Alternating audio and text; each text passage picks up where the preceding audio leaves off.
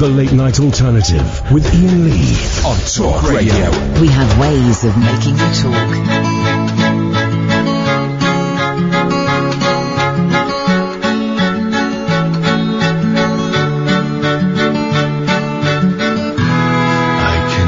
Another day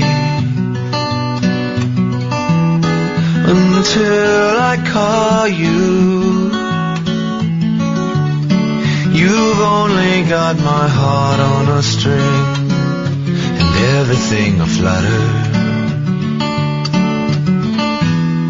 But another lonely night might take forever. We've only got each other to blame. It's all the same to me, love. 'Cause I know what I feel to be right. No more lonely nights. No more lonely nights. You're my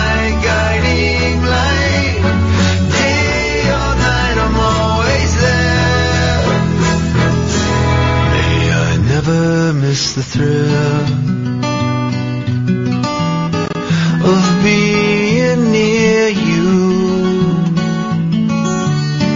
And if it takes a couple of years to turn your tears to laughter, I will do what I feel to be right. No more lonely.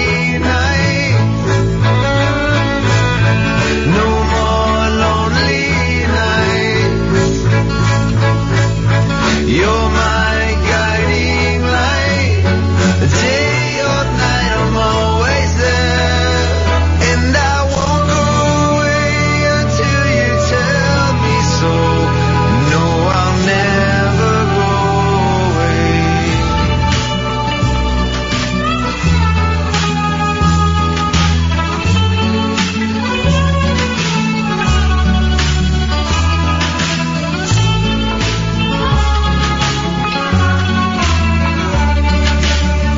Yes, I know what I feel to be right. No more lonely nights. No more lonely nights. You're my guiding light. Day or night, I'm always there. No more lonely nights. No more lonely nights. You're my guiding light. Day or night, I'm always there. What a version of a great song. From the disappointing The Art of McCartney album that I've been listening to. It's kind of the penultimate track on there, and it's worth sitting through the rest of the turgid nonsense for that. The great Paul McCartney song, No More Lonely Nights. You heard it there, performed by the Airborne Toxic Event. You'll hear it now, performed by Mr. Alan Caddick. I can wait another day until I call you. Na na na na na na. And it only takes a couple of years, but turn your tears to laughter. I will do what I feel to be right. No more lonely nights, never be another. No more lonely nights. You're my shining light. Day or night, I'm always there. And I won't go away until you tell me so. No, I'll never go away. And I won't go away until you tell me so. No, I'll never go away. No more lonely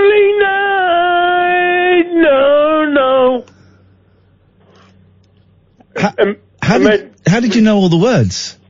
Photographic memory. Thanks very much indeed. 03444991000. What a start to the last show from me ever here this week. Excuse me. I'm having tomorrow night off. Back on Bank Holiday Monday. Here's the thing, right? Oh, Miss Katherine. Oh, I really miss Katherine. Oh, Katherine's my favourite. I don't like... You're too weird when Katherine's not here. It don't make sense. All the feedback and all of the being rude to old men and all of that. It don't make... Chardonnay and all... Don't make sense. I prefer Katherine. Well, let me tell you something about Katherine Boyle, right? She's coming back on Monday. She's having time off. She's on holiday. That's fair enough. She's in Corfu. Sorry, she's back from Corfu. She got back a long time ago. She is in this country right now, and she has decided that she is not going to come in tonight because she thinks you're all pieces of trash. Have you got Katherine's phone number, Hayley? Phone it. Phone it now. Let's have this out.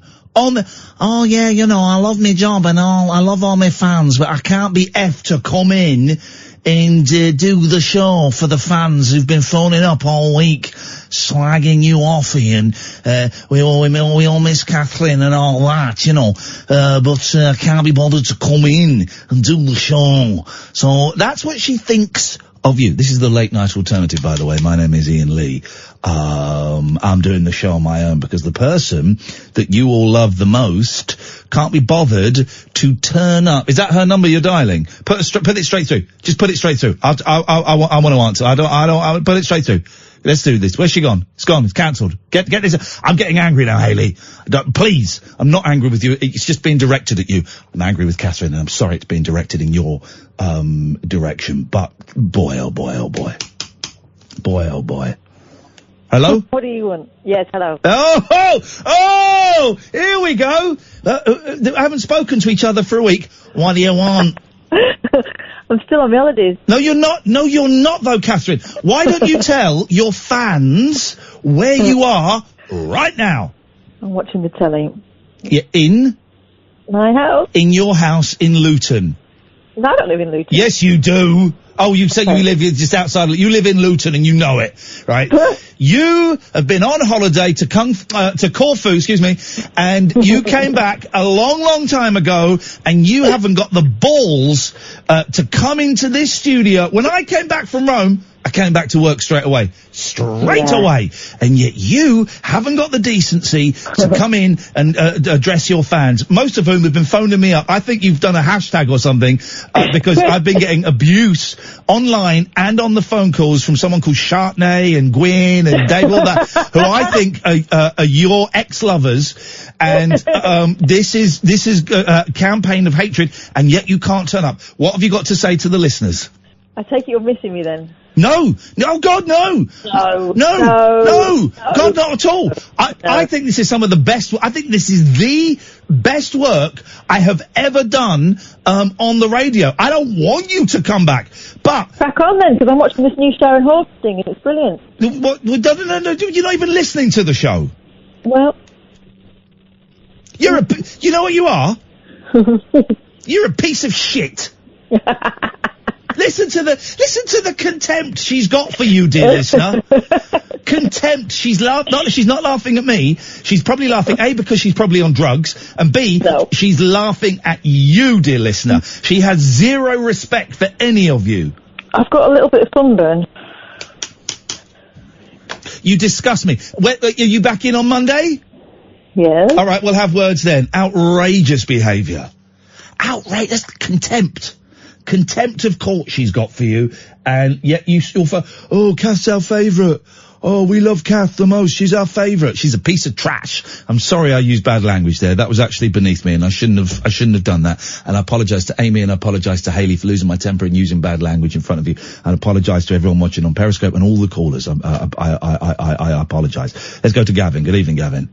Hi, good evening to you. How are you? I apologise for using bad language in that last call to someone who is a massive SH1T, and I shouldn't have sunk to her level, Gavin, and I apologise to you for that. Oh, you never know. You've maybe raised yourself to her level. Yeah. Here we go. What? This is what I've had a week of this. A week of Kath fans. When's Katherine coming back? We like her more. Well, tough. I may never invite her back. You can always trust a Scotsman. You can always trust a Scotsman. Yeah, you can always trust an Englishman to punch a Scotsman in the throat. Not all Scotsmen. That's true. Not all. Get on with it, please. The Welsh and Irish would just buy ourselves each a whiskey. Okay. Get on with it, please. You're already my second least favourite call of the night. Thank you, sir. It was a story that I saw today which popped up on the internet, and I was totally disgusted. I'll try and keep it as brief as I can. After all the MP's expenses fiddling, was it 10 years ago, etc.? Yes, etc. I've read today that 160 MPs that had second homes, yes, basically, which were subsidised by the British taxpayer. Yes. 160 MPs have sold their second homes and they've raked in £42 million profit. Hang on a minute. How did we paid entirely for their second homes? No, we didn't pay entirely, but taxpayers' money was used to subsidise them buying hang on a minute. How much taxpayers' money was used? I don't know, but there you go. But then you without the full stats, that's a pointless argument. It might have been. I mean, obviously it wasn't, but it might have been just like a penny of taxpayers' money. I doubt that very much. Well, I doubt it as well, but you can't say, you're phoning it up with a huge number, £42 million, okay? But all the press today. But we don't know what the other number is. Well, neither do I. I just saw it today, so, they'll not be very forthcoming with that figure, I'm sure. Well, do you know what I say? I say good luck to them. It's a tough job being a politician. We should pay them more. Oh, really? Yeah, we should pay them. What do they get? Like 70 grand a year or something, is it? Past, they should be in about half that as far as I'm concerned. Well, no, then you're just going to get scumbags. I mean, a lot of them are scumbags, but no, of course they should be well paid. It's a tough job being an MP. I couldn't do it, and I'm brilliant. Oh, right. You couldn't do it. Well, a brickie and a builder and a plumber could certainly do a better job than these idiots. No, but that's it. They couldn't. Here's the thing, right? There's all this thing about, let's smash the elites. We don't want elites. We don't want elites running the country. Guess what, Gavin? Yeah. I want elites running the country because elite means the best of the best. I want the elite running the country. I want the best of the best running the country. With respect to builders and plumbers, who I've got a lot of time for, I don't want plumbers running the country. Well, I think, like saying the elite have got bigger boots to fill with our money, so I would disagree with the elite. You don't want the best people running the country. They've screwed up so far. Right, but you don't want the best people running the country. The best people, not the most elitist. No, but the elite, when people say, let's smash the elite, I don't think, you keep using that word, and I don't think it means what you think it does. Elite means the best of the best. I want the best of the best running the country. I don't want scumbags running the country. I don't want thieves and liars, and it could be argued... The honest rather than the elite of the elite, elite people would be honest. Well, they haven't been so far. But some of them haven't, but a lot of them are really, really good people. Well, I'd like to hear you name a few. The guy, I can name a few actually. I can name loads of them. The guy, Dominic Greaves, a good man. I've never even heard of him, so... Well, then there you go. You see, you're tarring a whole working community with the same brush. Well, Michael Gove, certainly one of them, has been named. He managed to get about £800,000 out of, what they should do, all the rest of the MPs that have second homes, there should be a charge just like if you had a loan on the house. Well, of course Michael Gove is one of the con merchants. He voted for Brexit. But he's filling his boots at the same time. He's filling his boots at the same time. But wouldn't you, if it was you? No. You would want to fill your No, of course not. Well. Of course not. Really? If I was an MP, no, I'd want what was best for the country.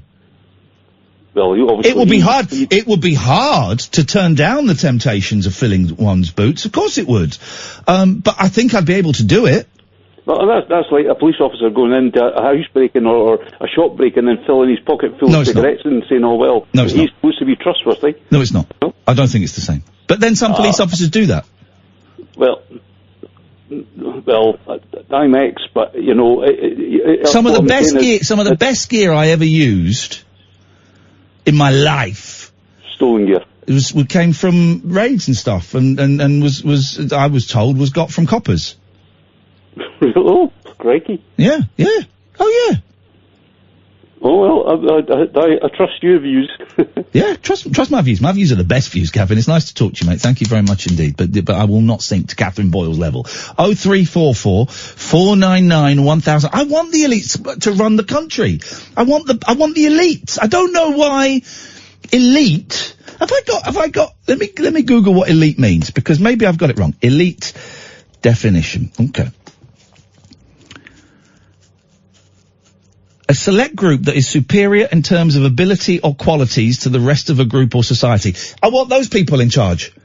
I want a select group that is superior in terms of ability or qualities to the rest of society. I want those people running the country. I don't understand why that's a bad thing. 0344 499 1000. This is Talk Radio. The radio show that knows truth is always stranger than fiction. Week Monday, I get shoes. The Late Night Alternative with Iain Lee. Because they're too real to be part of my imagination. On Talk Radio. Some guy says, a Talk Radio running a repeat of Iain Lee show. Hashtag TLNA. Hashtag. I'm sure I've heard the exact conversation he just had a week or two ago. Well, here's the thing. Sometimes, shut your face, some guy. This is the most unrepetitive radio show of all time. You listen to any other show and it'll all be Brexit. It will all be Brexit. Okay, so I touched on the same topic that I touched on 3 weeks ago. I'm sorry. I'm just a human being. Just a man with a man's courage. And that's the way it goes. I'm not in tomorrow. I've got Friday off, isn't it? So, tonight's the night. Tonight is the night. If you want to give me a call, you're very, very welcome to 0344 499 1000 is the phone number. Anything goes. I didn't look. Well, here's the thing. I've got the paper. I've got some stuff online. I've got the newspapers. I didn't look at the newspapers. For those of you watching in black and white, I'm holding up. This is my prep. Because I started watching, I went on YouTube, and I just typed in George Harrison interviews, and I watched George Harrison and Ringo Starr on the Michael Aspel show again. It's a great interview.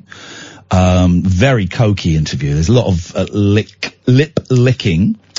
I then watched Phil Spector in a really weird interview from 1967, really weird. And then I just watched really awkward celebrity interviews. So that is all the prep I have done for the show. That's it, is just watching awkward interviews with celebrities. Because I feel like I'm in holiday mode. I'm not going on holiday. I've got tomorrow off. Hanging out with the boys. Hanging out with my boys, my babies. So 0344, what I'm saying is I haven't done any preparation for the show, and it'll be really, really nice if you could phone in and save my ass. 0344 499 1000 is the telephone number.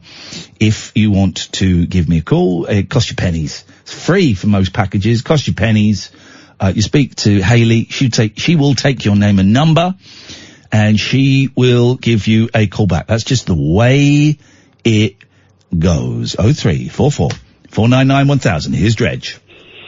Iain, can I just say before we start, I've always believed that a person is not guilty until proven innocent. Now,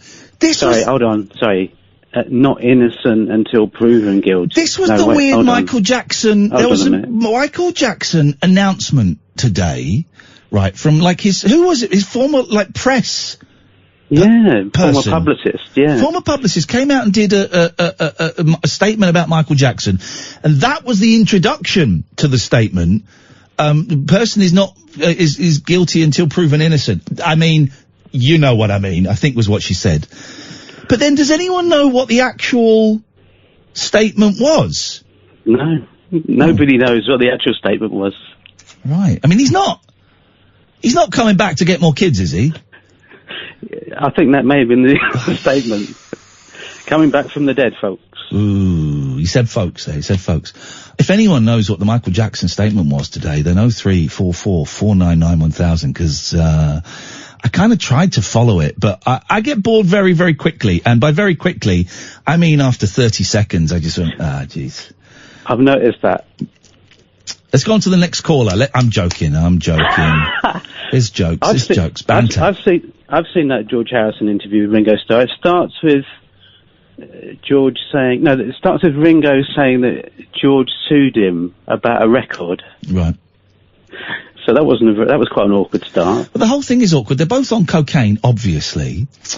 George Harrison looks older than I am now, and he's probably about 40 in it. He's probably about 40 in it. Oh God, Rainbow George is phoning up, Jesus. Ringo and George are phoning up. Rainbow George. I'm gonna let Rainbow George speak tonight so that Shartney and the other people that complained I was too rude will hear why I was rude to him. Because I'm just gonna let him speak and do his piece tonight, okay? That's You're not, are you? Yeah, I am. Because I got so much flack for being rude to a boring old man that I'm gonna let him do his spiel tonight, and everyone can hear why I got rude with him. You got a lot of Roberta for that, did you? Yeah, yes, I did get a lot of the old RF for it. I have no, I have nothing to say there. What have you got for us? Well, am I allowed to mention my new record? Oh, listen to him. He's got a record out. Yeah, of course you can, man. Can I? Yeah, but it does mean we're going to have to play yes word or S word. Oh no, does it? Yeah. Because that means everyone just phones up and says it's rubbish. They don't always. People. They do. No, they don't. No. Oh, well, if things are rubbish, they phone up and say it. Last time we did, for those who don't know, yes word or S word, we play a song and people phone up and go, yes, I like it, or they say the S word, meaning the shit word. But please don't say the shit word because it gets me in trouble. So you just phone up and you go yes word, or you go S word. And then we tally them up, and then come on, man, it's like jukebox jury. Hit or miss. with more bad language. It's the 21st century equivalent of jukebox jury. You're an old retro head. Your dad was Ilya Kuryakin. So you know that this is the great tradition of pop bad judgment. Language. Pop judgment. And you're David Jacobs, are you? I'm David Jacobs, and this Hello week... there. All right, hello there. I'm David Jacobs. And I'm dead. I'm David Hello there. I'm David Jacobs. I've got to hold my throat. I love those old DJs, man. You know, the very, very old Radio 2 people. They were nuts. Hello, I'm David. This is great for the kids. Kids are going, yeah, this is what we want. At last, they're doing the David Jacobs impressions. Hello there. I'm David Jacobs. And this week on... Hello there. Hello. I'm David Jacobs. Who's that going to be? Meant to be fist in your face in a minute. Right. Thank you. So we're going to do yes word or S word. We take Paul straight to air for this bit, Hayley. So we're going to... Well, first of all, where do I find the song? Where is the song? Well, it is on YouTube. It's on Spotify as well. I've got Spotify. You're the Plinths, aren't you? Yeah. John Dredge and... The Plinths. The Plinths. What's the song called? Idiots Run the World. Oh, it's political satire. Yeah. Oh, look, there's your head on a body. I've never seen that. I've never seen you with a head on a body before. All right. Yeah, I know, yeah. We're going to take a quick break. We're going to play an advert for one of my colleagues. I hope it isn't Matthew Wright. And then we're going to come back and you're going to introduce it. We're going to play it. We're going to take calls straight to air, and people will phone up yes word or S word. Please don't actually say the S word because it gets me in so much trouble. Just say the yes word. Yes. Well, okay. That's against the rules. So quick break. 0344 499 1000. This is Talk Radio. The radio show where the owls are not what they seem. Do you or have you ever watched Twin Peaks? The Late Night Alternative with Iain Lee. We could be dreaming and meeting each other in our dreams. On Talk Radio. just had one of my tweets liked by Dermot O'Leary, Dredge. So, I mean, you really are playing with the big boys now. And oh, no, mate. There's more than that. And I got followed today by Antiques Road Trip. I mean, you know, your audience is getting younger. Yep, exactly. Right. So we're going to play yes word or S word. I'm going to play John Dredge's song, which he's going to introduce right now. And you call up 0344 499 1000. You come straight to air and you say yes. Jeff, are you listening? Can you phone in, please? You say yes word, or Jeff Lynn. You say yes word. By the way, I've been thinking about this a lot. Right. Jeff Lynn, can you phone in, please? The Beatles worked with 3 producers. Right? Jeff Lynn was the worst. Well, was he? One of them was one of the greatest producers of all time. The other 2 were 2 of the worst producers of all time, and they kept working with them. Of course, George Martin being the best, but then they just kept working with Jeff Lynne and Phil Spector. I mean, Jeff Lynne, it just reduced everything to the same sort of drum beat. Hello.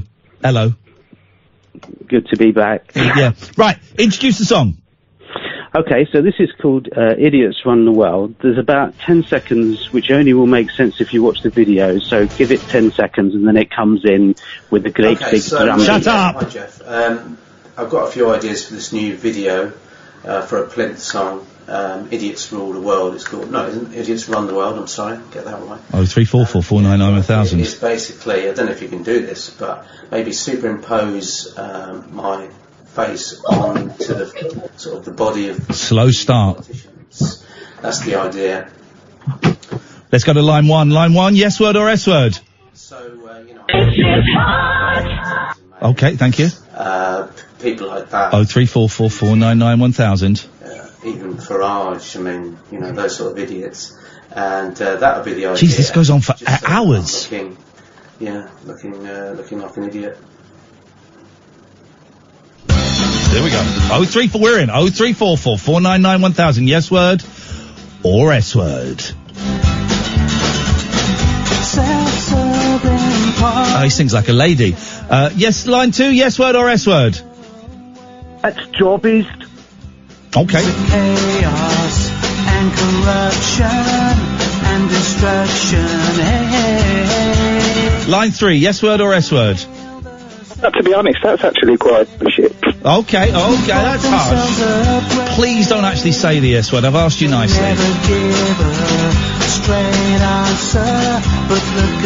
Line 3, yes word or S word? S word. Okay. Here comes the chorus. Idiots run the world, but it's not over. No one. Line 5, yes word or S word? Good night, Clive. Okay. Wow. So that's a gag from 20 years ago. Idiots run the world. Idiots run the world. Idiots run the world. Quite catchy. Line 5, yes word or S word? It's a no from me. Okay, that's harsh. Line 6, yes word or S word? Definitely S word. Okay. I genuinely think it's quite nice. I'm liking this. It's like a modern Neil Young. Line 9, yes word or S word? Yes, I like it. Yes, goodbye. It's a yes word from Zippy. Line 10, yes word or S word? I'm going to be impeccable with my yes word. Are you saying yes or S? Yes. Yes! She said yes! Hang on, we've got time, we've got room for one more. Yes, line 9, yes word or S word? Yes, mate. There we go. Hey, Dredge! There was a good run at the end there. That was good, actually, yeah. Hang on a second. Last one. You're the last one, caller. Yes word or S word? It was initially going to be S word, but I'm going to say yes word now. Well, there you go. Quite good. Okay, thank you very much indeed. You can start taking the calls. That worked out in your favour, I think, Dredge. That was brilliant, yeah, because everyone likes to phone in and swear, don't they? So I was very pleased about that. They do. Thank you to Zippy. Thank you to Zippy. Well, celebrities phoning in to support you. That's got to be something special, hasn't it? That's brilliant, yeah. Well done, John. I liked it. John Dredge and the Plinths, Idiots Run the World. Well done to Pop AZ Design for the video. Excellent stuff indeed. Let's 0344 499 1000. Let's go to Big Tom. Good evening, Thomas. Oh, Ian, how are you? Who am I? No, I said, how are you? I've got a bit of a stomachache, but I'm great. I did a tweet today. I'm really happy, and I've been happy for quite a long time. For an extended period of like a couple of months. He's gone. Okay, well that was interesting. Let's go to hello, line 2. Oh, everyone's gone. What the hell is wrong with this goddamn phone system? Let me try this one. Hello, line 3. Jeez, what is going wrong that means that we're only left with one call? You brought this on yourself, guys. You brought this on yourselves. Good evening, George. Hello. George, I had accusations from a woman called Shartney yesterday that I was rude to you. She'd never listened to the show before. So, I'm gonna keep quiet and I'm gonna let you spout your bollocks and she can see why I was being so rude. So, George, over to you. Spout my bollocks. I was thinking I'd like to do a nice little chat with you for 7 minutes. Not gonna happen. It's not gonna happen. Why? No, 7 minutes is too long. I'm gonna let you do your little spiel for a bit and then we're done. No, we were gonna do 7 calls, so this could be our last call for 7 minutes. I'm not giving you 7 minutes of my radio show. I won't call you anymore. This will be my last That's call. great. I'm not giving you 7 minutes of my radio show. Okay. I spoke to James earlier. You didn't hear my call to him, I take it? No. But again, come on, man. Don't phone in about another phone call to another radio show. That's an ongoing trend with you. Yes, but I linked myself to a biblical prophecy. Okay, so where you go? John's Gospel, chapter 16, verse 13. When he, the Spirit of truth, is come, he will guide you into all truth. For he shall not speak of himself, but that which he hears, that shall he speak, and he will show you things to come. And I suppose myself to have been auditioned to play that part, Ian, even though I'm not hearing any voices as I did hear back in 1976. I am hearing my thoughts, and I am aware that thoughts are transmitted to us, and that we are all actors on this stage, as Shakespeare so rightly said. All the world's a stage, and all the men and women merely players. They have their exits and their entrances, and one man in his time plays many parts, his acts being 7 ages.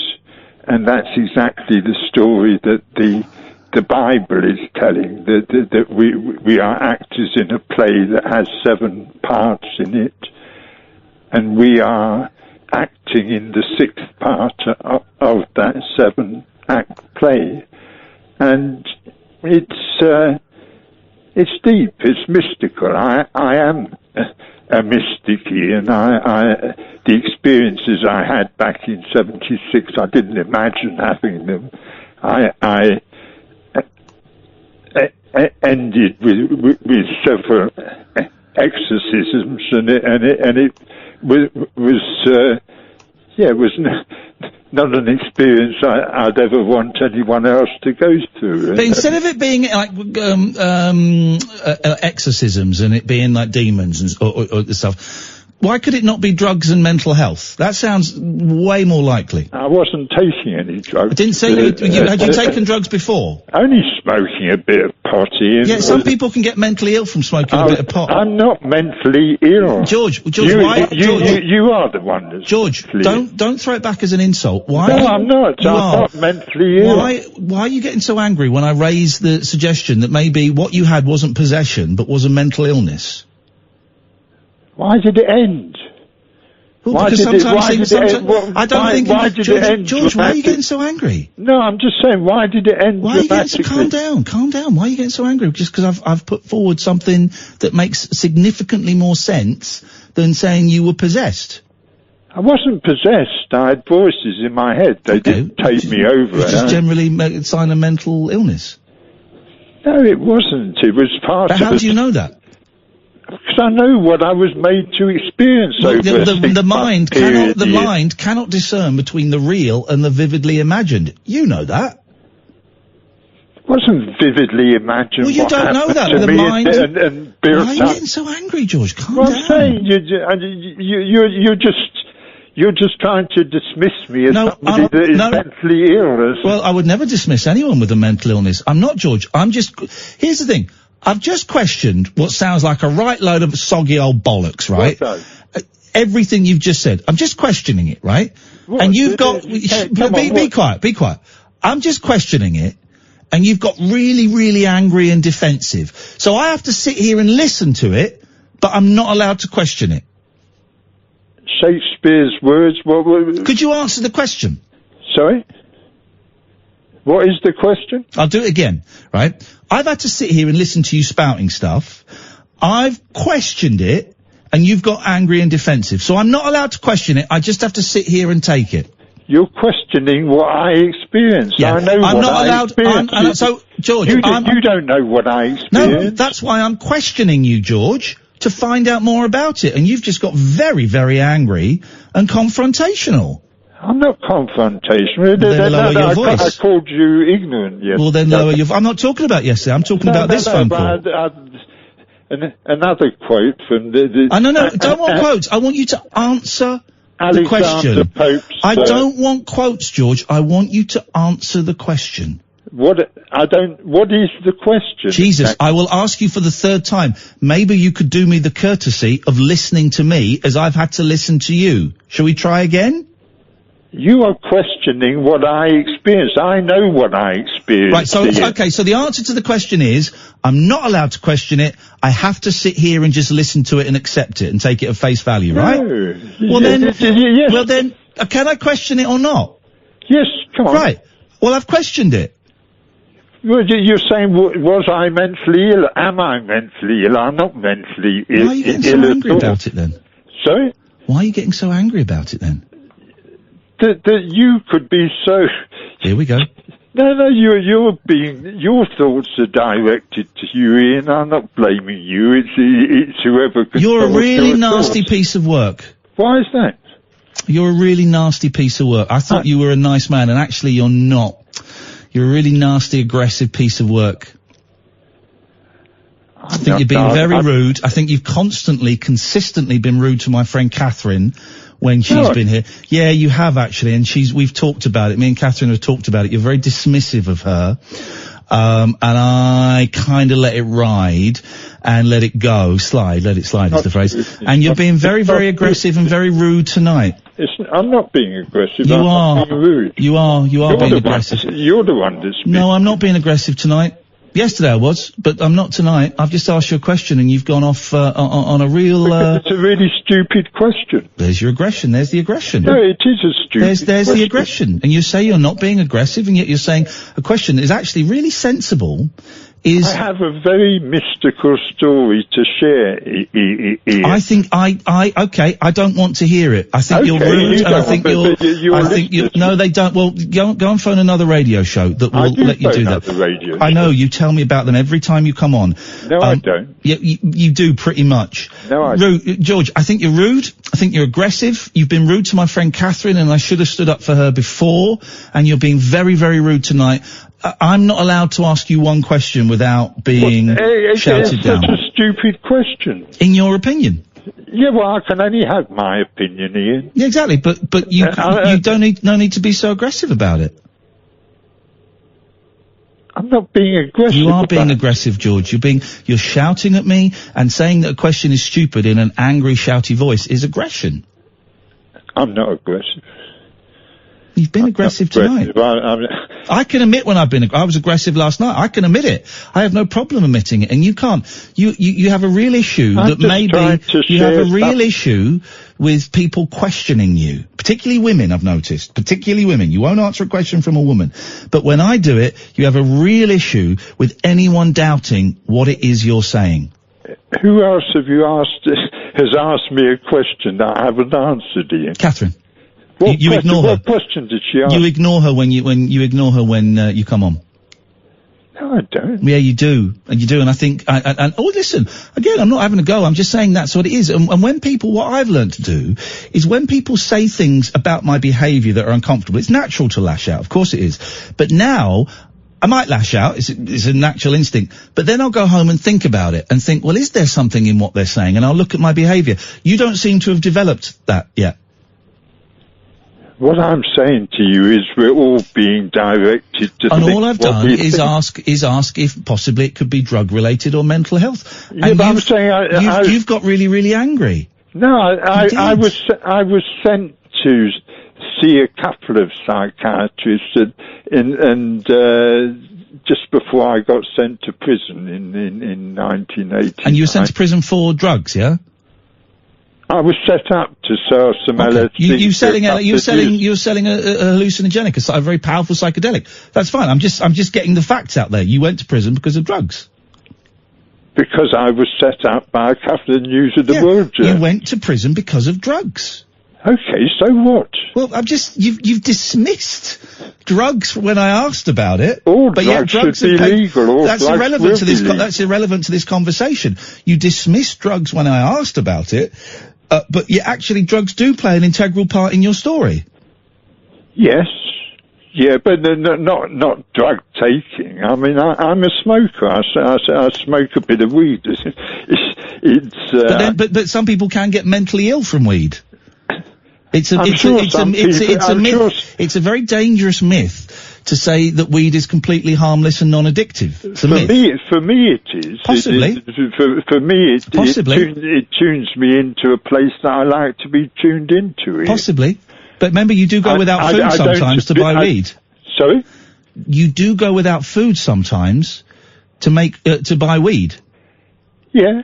Okay, fine. And okay, that sounds like addiction to me. I don't know, but what do I know? Just prioritizing weed over food doesn't sound like normal behavior to me. Okay. but for me it is normal. Okay, well, okay. All I'm saying is you dismiss the question of drugs outright, and as we know, drugs have played an integral part of your life. And possibly, instead of being whatever it was you said, not possessed, whatever it was, inhabited by spirits, perhaps I tend to think that it's either drugs or mental health. And your recent ramblings say to me that there's something not quite right there. No, you're just not allowed to hear what I'm saying. Oh, I've heard what you said, George, and you never hear what I say. That's the thing. Yes, everything you accuse me of. Everything you accuse me of is actually you're describing yourself. What have I accused you of? Being ignorant, not listening. Yeah, but we're all ignorant. But not listening, not paying attention, being rude. All of those things you've accused me of, I could very, very easily say you do the same. Yeah, but I've linked myself to a wonderful biblical... I don't know what that means. George, you've had more than 7 minutes. I hope you're happy.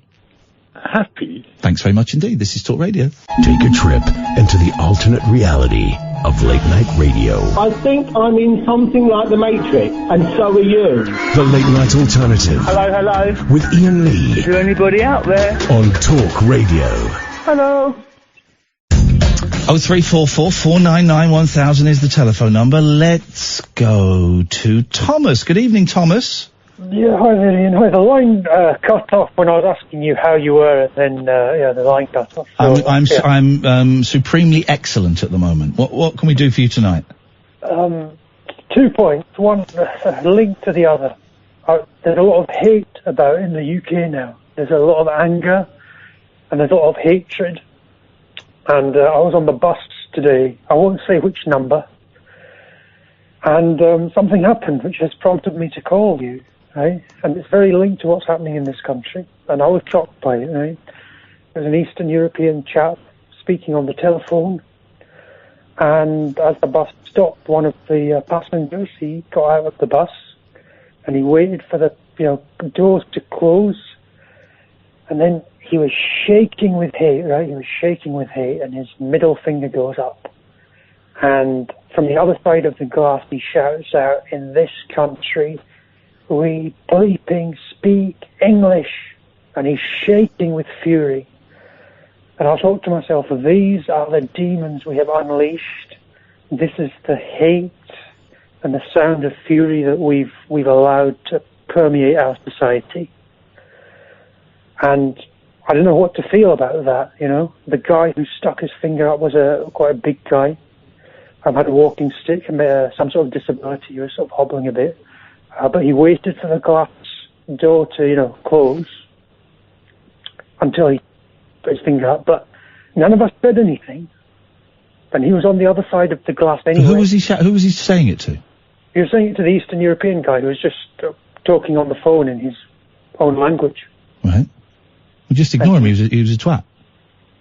No, but I thought it had a symbolic... No, he's just an idiot. Ignore him. Second point. Right, there we go. That's that one sorted. Brilliant. Racism in the country sorted. Yeah, great. Next. Just ignore him. Just ignore him. Well, no, he wasn't saying it to me. Right, just ignore him. What did the Eastern European fella say?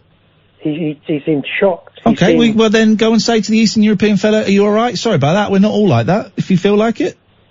Yeah. Second point. Yeah, okay. How was that point? Was that profound? No. It wasn't profound. Right, okay. It was it wasn't profound. It was just you telling an anecdote. Did it really happen?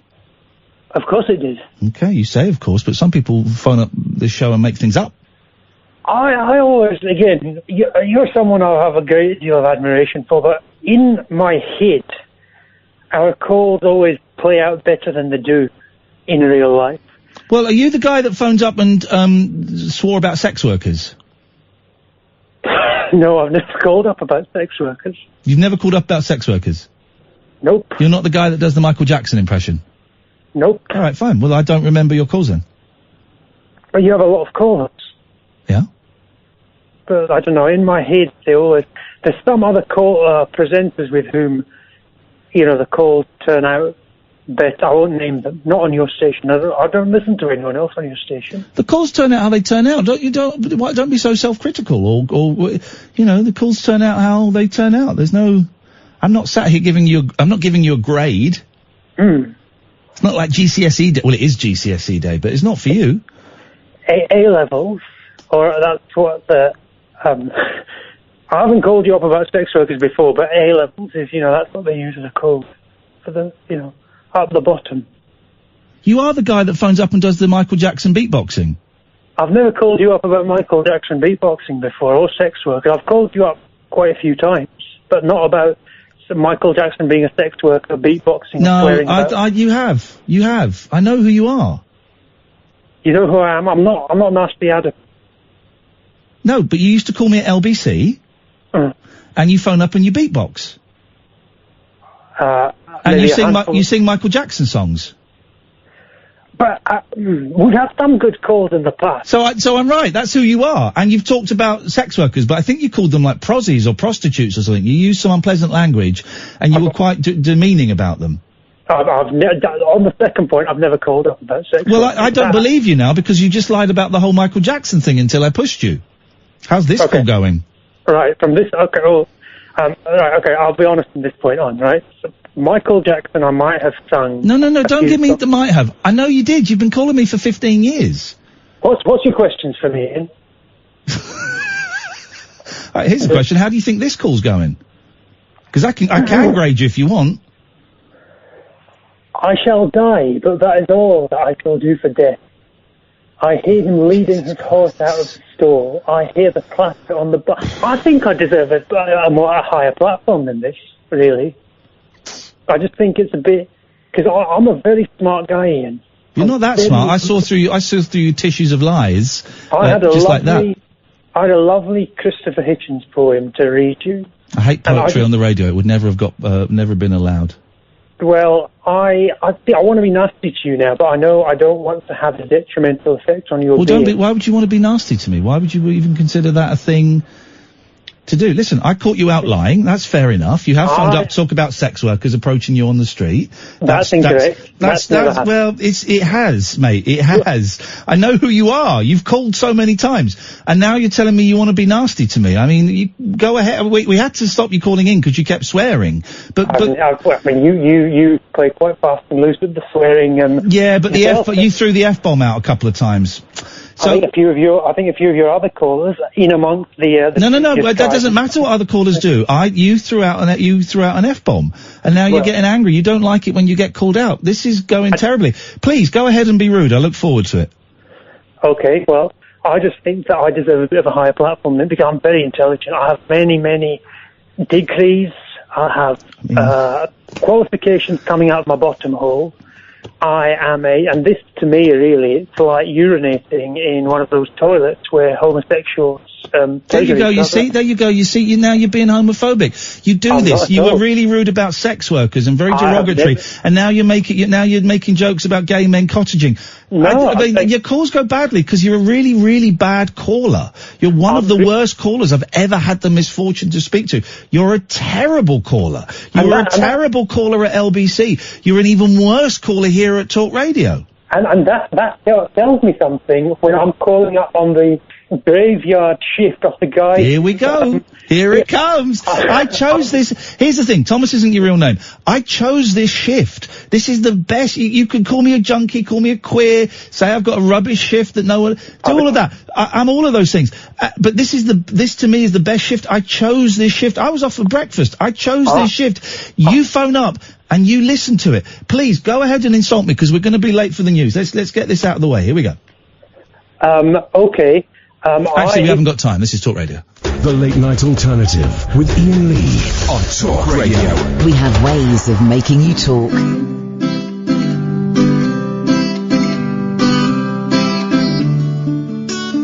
I confess that my success made a mess of me.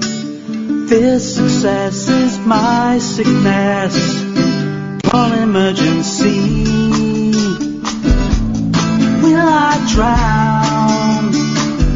I'm going down. Stick around if you can.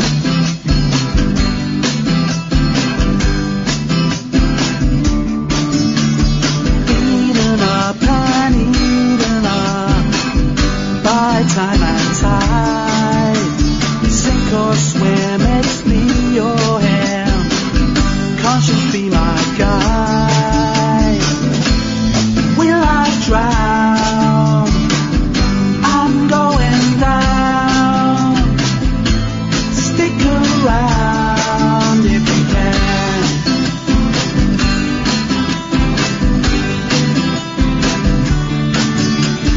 Pay the bills and take the pills. Say you're feeling fine.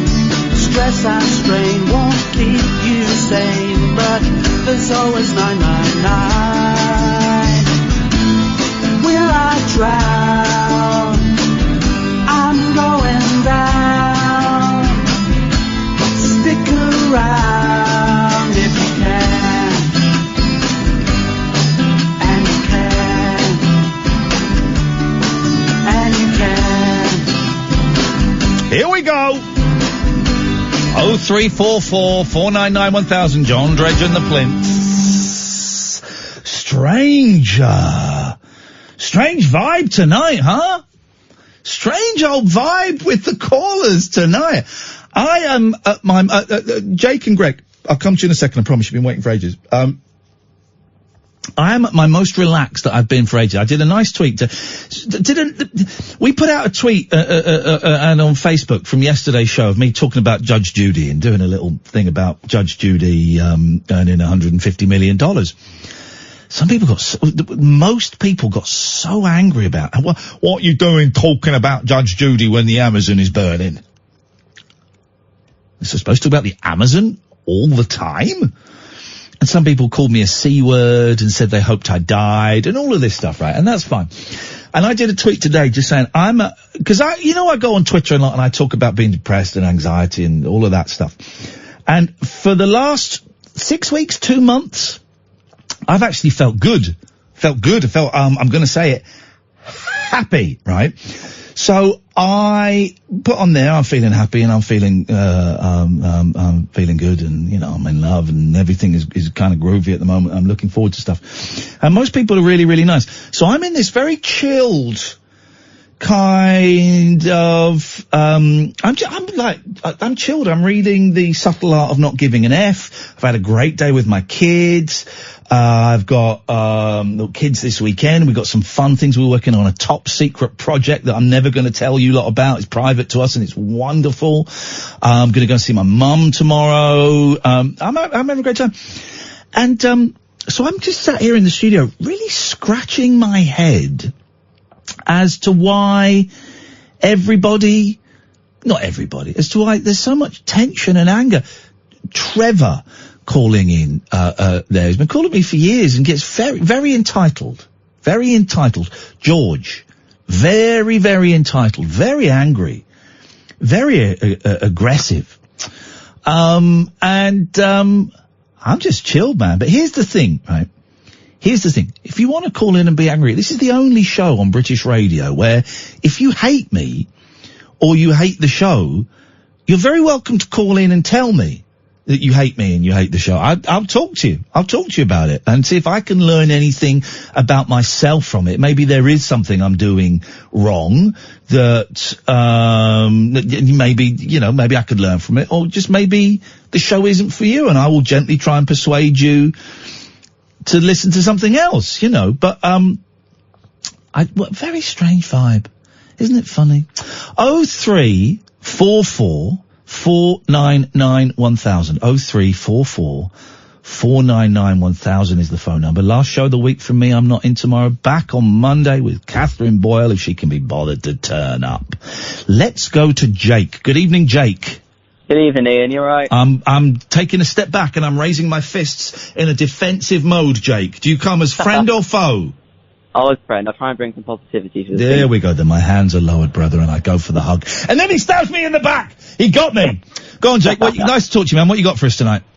I'm bringing you an update on the old GCSEs. Oh, now, of course, get this, Katherine, who's listening. Jake wants to work in radio, and he's been told he has to get maths and English and 5 other GCSEs to work in radio. How did it go? GCSE results today, Jake. How did it go? I got 3 A's, 2 C's and 2 D's, and the A's are in English and maths. Yes, mate, you can be a radio producer! Hey, congratulations. That must be a big relief. Oh, yeah, honestly, it's massive. Okay, so what's the next step then? Well, I'm just hopefully going to go on to hopefully do an apprenticeship. If I don't get through to the final interview for that, then I'll be off to college for 2 years. Well, now, where's this apprenticeship? Where is this radio apprenticeship? Well, can I name other brands? Yeah, of course you can, yeah. It's at Global. Oh, this is like their Global Academy. Kind of, yeah, but it's not working at the academy. It's working actually at the HQ in Leicester Square. Oh, okay. So, like, what is that? LBC X and Smooth and stuff. Yeah, but it's more like Heart and Capital and all. And they want they want people with like good GCSE results. Like I said, and this isn't. I'm not demeaning you, Jake. And you should be so proud of your success. And if that's what they're asking, then that's what they're asking, and that is brilliant. And I'm glad you got it. But for me personally, the most important things are drive. Not drive time, because Eamon hardly ever turns up, but certainly not the most important thing for him. But the most important things are passion and intuition and imagination. Passion and imagination. That's it. Yeah, that's 100% agree with you. That's it. Not, GCSE maths. I mean, Jesus. if that was the case, I wouldn't be here. I'd be, I could be at a good radio station. No, if GCSE maths are important, I wouldn't be doing this. I can say the only time I've used my GCSE maths is to back time my hour on my radio show. Back timing. That's what it's for. Back timing. Well, Jake, listen, I'm pleased for you. I wish you the very best of luck. And, please do your best not to accidentally push Steve Allen down a flight of stairs. You promise? Oh, I'll try my hardest. Thank you very much, Jake. 03444991000. Here's the thing, Katherine got more qualifications than me. She's a bumlick. She did really well in GCSEs. She did really well in A-levels. I did okay at GCSEs. I failed my A-levels. I did a Mickey Mouse degree. I'm on 3 or 4 times what she earns. Yeah, that's it. That's the way it works, guys. Let's go to Shawaddy Waddy expert. It's Greg. Hello, Ian. What's our latest Shawaddy Waddy news? Do you really want it? You're our Shawaddy Waddy correspondent. Hang on, let's set you up properly. Hang on a second. Let's, if we're gonna do it, we're gonna do it right. Now it's time for the latest Shawaddy Waddy update with our Shawaddy Waddy correspondent, Greg. Oh, dear. Right, if you've got nothing to do tomorrow, and you're really interested, John, not. Shawaddy Waddy, whatever it's called, they're going to be at the Sunshine Festival in somewhere which I forget. And that was a Shawaddy Waddy update from our Shawaddy Waddy correspondent, Greg. That's a recording of Katherine saying Greg there. Here's the thing, Greg, I know what you're trying to do. You're trying to make the report so bad I fire you, but do you know what? Oh, no. Actually, Ian, you can if you want to.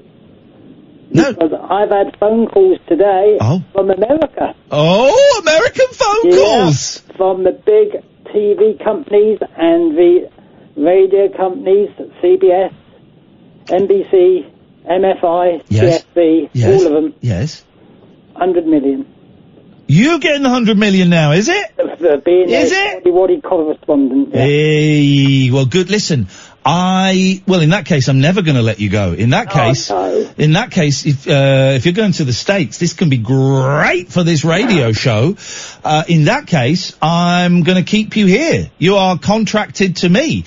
And in fact, I have the power to say no to those jobs for you because you came here first. I don't have a contract. Yes, you do, I'm afraid, Greg. It's a verbal contract. And any legal will tell you a verbal contract is even better than a written one. Well, being as we're friends, Ian. Yes? I'll be loyal. Yes?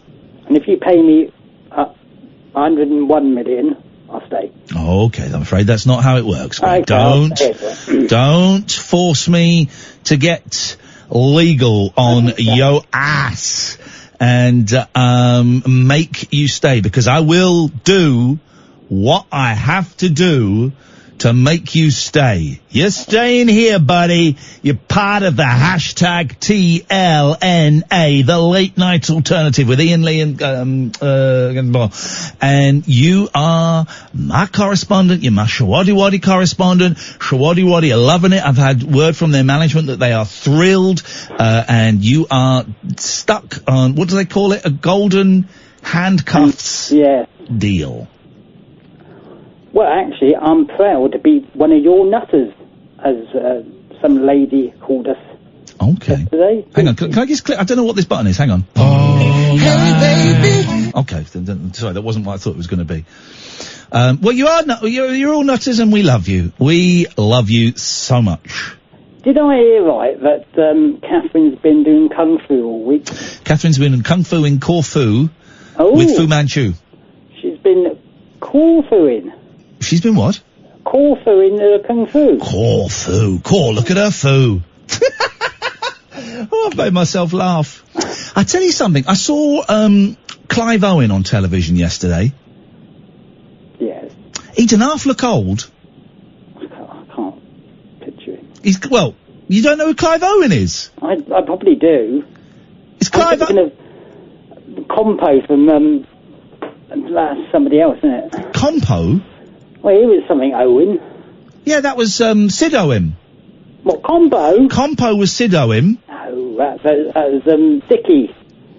Alright, Dickie. I've got no idea what you're talking about, so I'm going to say good evening to you, Greg. 0344 499 1000 is the telephone number. This is the late night alternative. It's kind of bouncing around. We're getting on with it. It was Bill Owen, Greg. Oh, Bill Owen. Thank you very much indeed. This is Talk Radio. The late night alternative with Iain Lee on Talk Radio.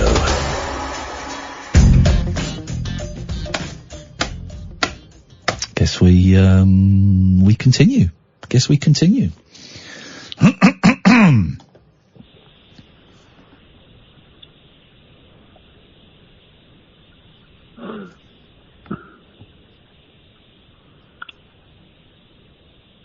Hello? There he is. There he is. Hello, Chris. There he is. I knew you were there. Well, because the phone went silent then. Yeah? I thought, am I on air or am I not? And you tentatively dipped your toe to see if there was any water in the pool, and you realised the pool was full of warm, clear water, and you dived straight in. I've done that before. Have you? I put my big toe in. Is that a euphemism? It was an analogy.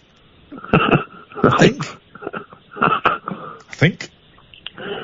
Well, I was just listening to your callers. They were talking about Shawadi Wadi. Shawadi Wadi? Is it not pronounced Shawadi Wadi?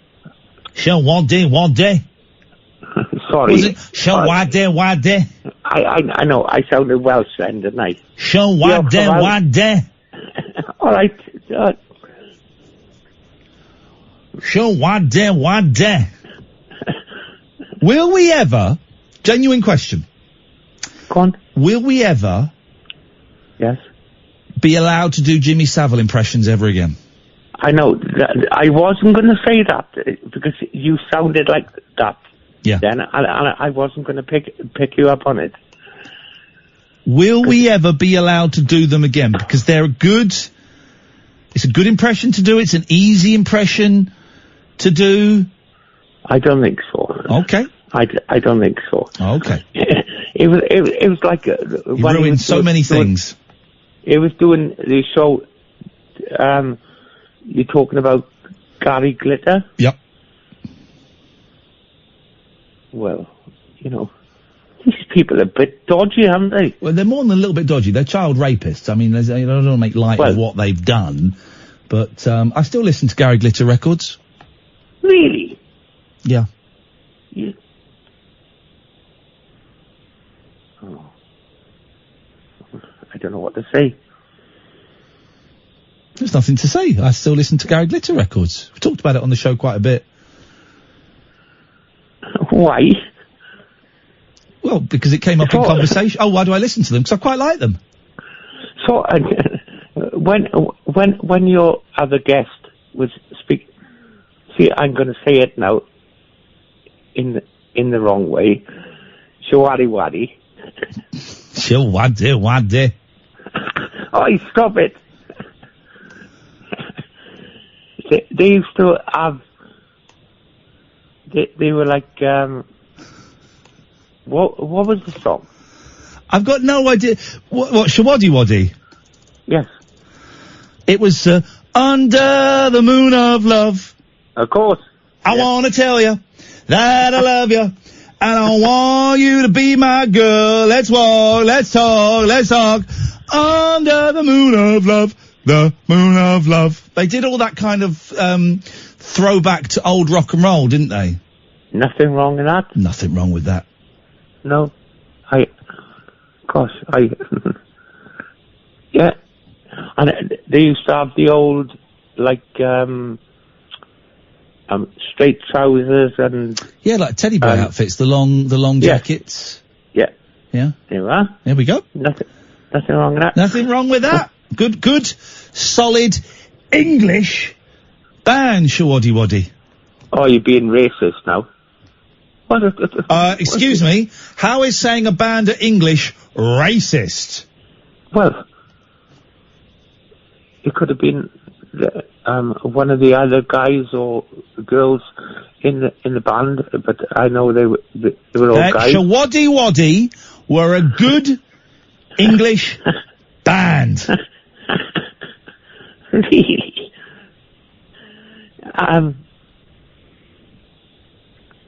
What about, I'm just getting... Okay, no, I have to make a correction. Shawaddy Waddy are a good Scottish band. Nothing wrong with that. That's according to music historian Ollie Hand, who we've just started employing for the show, and already I don't like his attitude.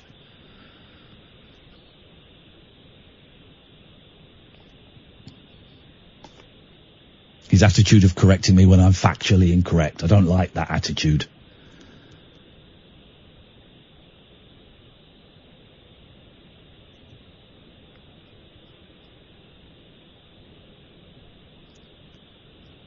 Has that upset you, Chris, finding out they're Scottish? Chris? Chris? Chris? Chris? Ricola! Okay. Seem to have lost Chris. Okay. These things happen from time to time. Let's go to Alistair. Good evening, Alistair. Hey, then, Ian. Why have I got your surname? Oh, no, that's where you're from. It looked weird on the screen. It looked like your surname was there, but it's where you're from. Okay. That's correct. But can I just say, I think you've had a cracking week, Ian. Thank you. On the radio. It's been. Oh, I thought you meant personally. Thank you. No, it's been good. Tonight's a little bit. I don't think tonight we're quite there yet, but we've still got another 95 minutes. It's different from last night, but I think it's different in a good way. I think you've actually, taken on the challenges head on, which is always good. Can I just say, Ollie Hand... you might not want to face. Hang on a second, Alice. I just have to say, Ollie Hand is fired as musical fact checker, because this is how much of an idiot he is. He said that Shawaddy Waddy was Scottish. He was thinking of the Bay City Rollers. Oh, my God. No, you don't resign, Ollie. You're fired. You're fired. So, Shawaddy Waddy are a great English band made up of Englishmen. The best kind of band. Englishmen in an English band. Shawaddy Waddy. Coming live to a place near you soon. For free. Anyway, Alistair, what you got for us tonight, mate? Well, I was watching some highlights on YouTube today. Oh, yeah. Of you and Katherine. Oh, yeah. And, the sort of clips that have been put on there since you moved studios. Oh, yes. And the one clip just got me in tears of laughter for about half an hour. Songs of Joy? It's the bit where you introduce Alan Caddick, and Alan's particularly high and very happy to speak to you. Okay. And you say it sounds like Alan's had 5 cans of Fanny. Oh, well, I meant Pussy. There's a drink called Pussy, and I said Fanny by me. That was a genuine mistake. That was a genuine mistake. I know, but it's a brilliant. Yeah, it's a brilliant mistake. I mean, you and Katherine stitches. It was absolutely brilliant. Yeah, got my Fanny was a real tongue twister.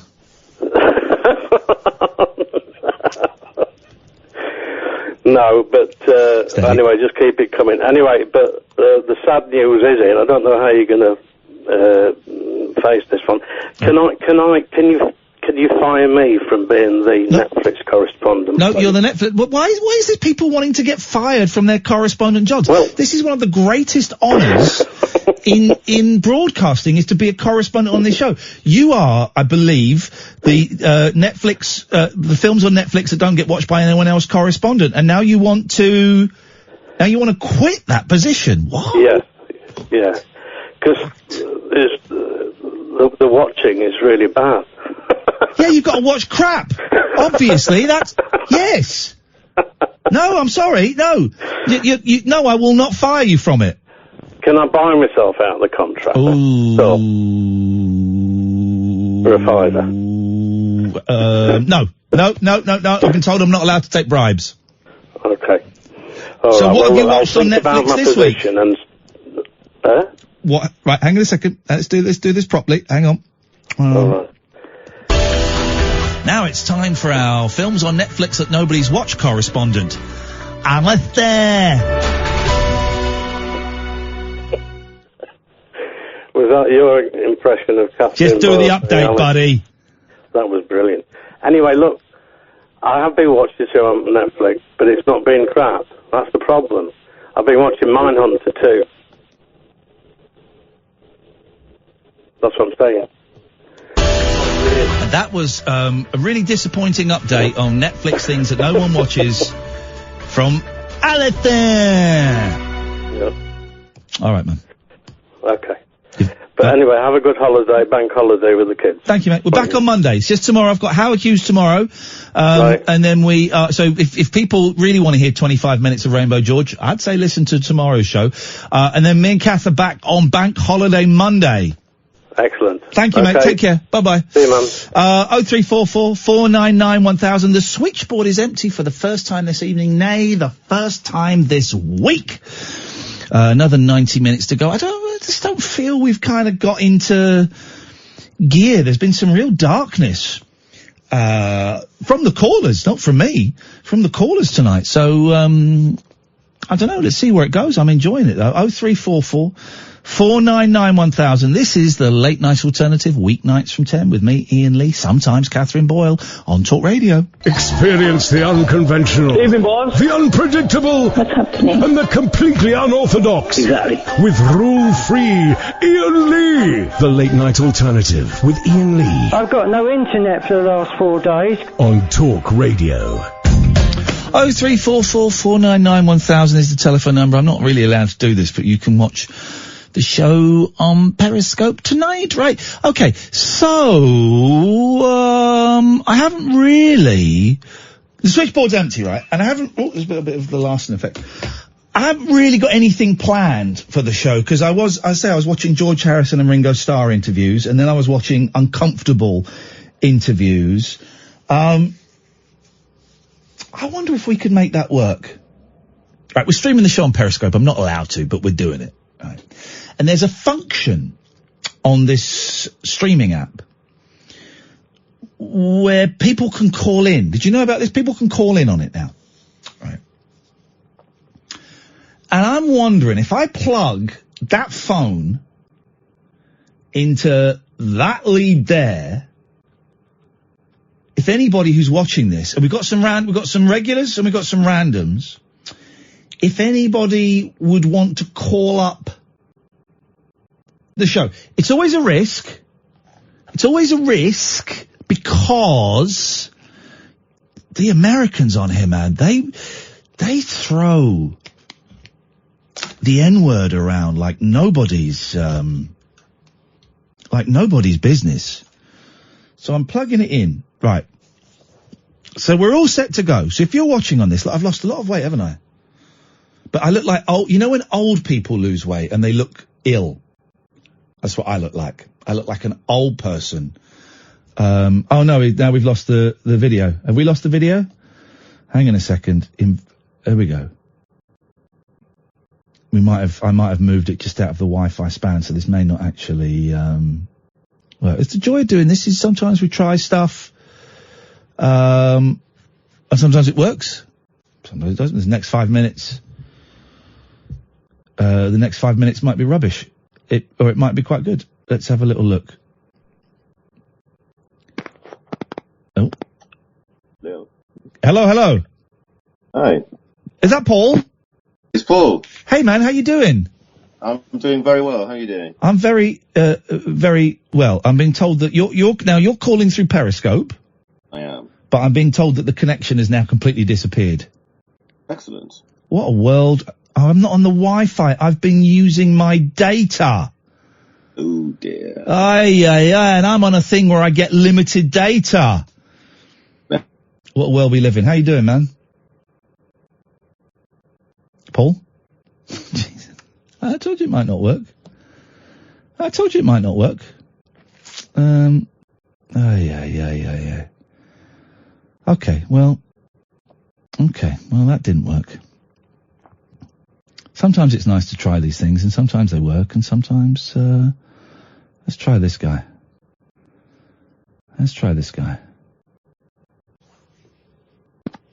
Hello? Hello? Hey, is that James? It is James. Hello, Ian. Hey, man, how you doing? Not bad. Yourself? I'm all right, thank you. What? You're watching. The connection's up and down. Yes. I've gone back to my data. I think my data might be a little bit better. What can we do for you? I have nothing to give you. I am useless. I am here because there was a big button and I pressed it. Okay, that's good. This is one of the weird things, is you can now phone in to other people streaming all around the world and talk to a load of random people. Have you done this before with other people? No. I was listening to the show like a regular human, and then I turned it off. I was on Twitter on my phone, tried the old Periscope, thought, oh, this won't work, and then you put me on air, which is weird. Well, there you go. People are asking, no, I can't see James. We're just talking. I don't quite know where to take the show for the last 85 minutes, James. I've only heard the last 5 minutes of it. Where I would take it, to be honest, I have a lot of ideas. Mainly they revolve around Brexit and Trump. I think we should definitely debate that for a good while, and then maybe move on to Johnson and. You are joking me. Are you trolling me? I'm trolling. I'm trolling. Trolling. But here's the thing: if I did that right, I've got Christina on the line. With Christina, I'm going to come to you in a second. If I did that, we'd have so many phone calls. I mean, actually, we've had so many phone calls the last week. And I know when I was off and Kath was in. This is all right. Let me ask you this, right? When I was off and Kath was in, I think apart from 1 hour in one night, Kath had loads of. Oh, he's gone. Kath had loads and loads of phone calls, right? Loads of phone calls. And when Kath has been off, I'm going to put that back there so people can watch the show. When Kath has been off, and it's been me, I've had loads and loads of phone calls. And, but when it's the two of us, we don't get as many phone calls. Now, what is that about? Is it, some people have suggested it's because, we like hearing you and Katherine, excuse me. We like hearing you and Katherine, chatting. Okay. Or some people say, we don't want to stop your conversation, because we want to just, we like listening to you and we don't want to get in the way of the conversation. I think, well, okay. But we do this, me and Kath do this so that we get phone calls. We want to get phone calls. That for us is where the joy is the phone calls. So just having the two of us together, is it a case that we're getting a little bit meta, and I'll pull back in a second and we'll have a break, then we're going to go to Christina. Is it the case that people don't phone in because A, they're scared of interrupting our conversation, B, that they're enjoying it too much? If we worked it some way so that it wasn't so much me and Kath together, would you call in more, I guess is what I'm trying to ask. Because I want the phone calls. And whether it's me talking to the phone calls or it's Katherine talking to the phone calls, I don't know. But that's what I want to hear more of, is phone calls. I'm thinking out loud and I'm not really making sense, and I'm trying to grab out it is. Here's another thing, because of Twitter, you're not allowed to work things out. You're not allowed to not have a definite opinion on something and kick ideas around and try and get to an answer. Everything has to be an established, this is my opinion, this is what I think should be done. And actually, I don't know, and it's alright to kick ideas around. Anyway, I'm rambling. Christina, we're going to come to you in a second. 0344 499 1000, this is Talk Radio. Experience the unconventional. Hello? The unpredictable. Don't you think that's a bit weird? And the completely unorthodox. It was my birthday. With rule-free Iain Lee. I was just trying to generate a bit of content. The Late Night Alternative with Iain Lee. Hate alarm clocks, hate going to work. On Talk Radio. 0344 499 1000, good evening, Kingsley. Hello, Kingsley. There we go. That was a great call from Kingsley. Thank you so much for that. It really contributed a lot to the show. Let's go to Christina. Hello, Christina. Hey, dude. How are you doing? I'm on top of the world. Thanks very much. Good. Yeah, I've seen on your tweet, like, seem in a good place. I'm in a great place, and I've been in a great place for a while, and I just thought it's very easy for me personally, and I think for a lot of people to share, to express when they are feeling bad and when they are feeling down and lonely and depressed.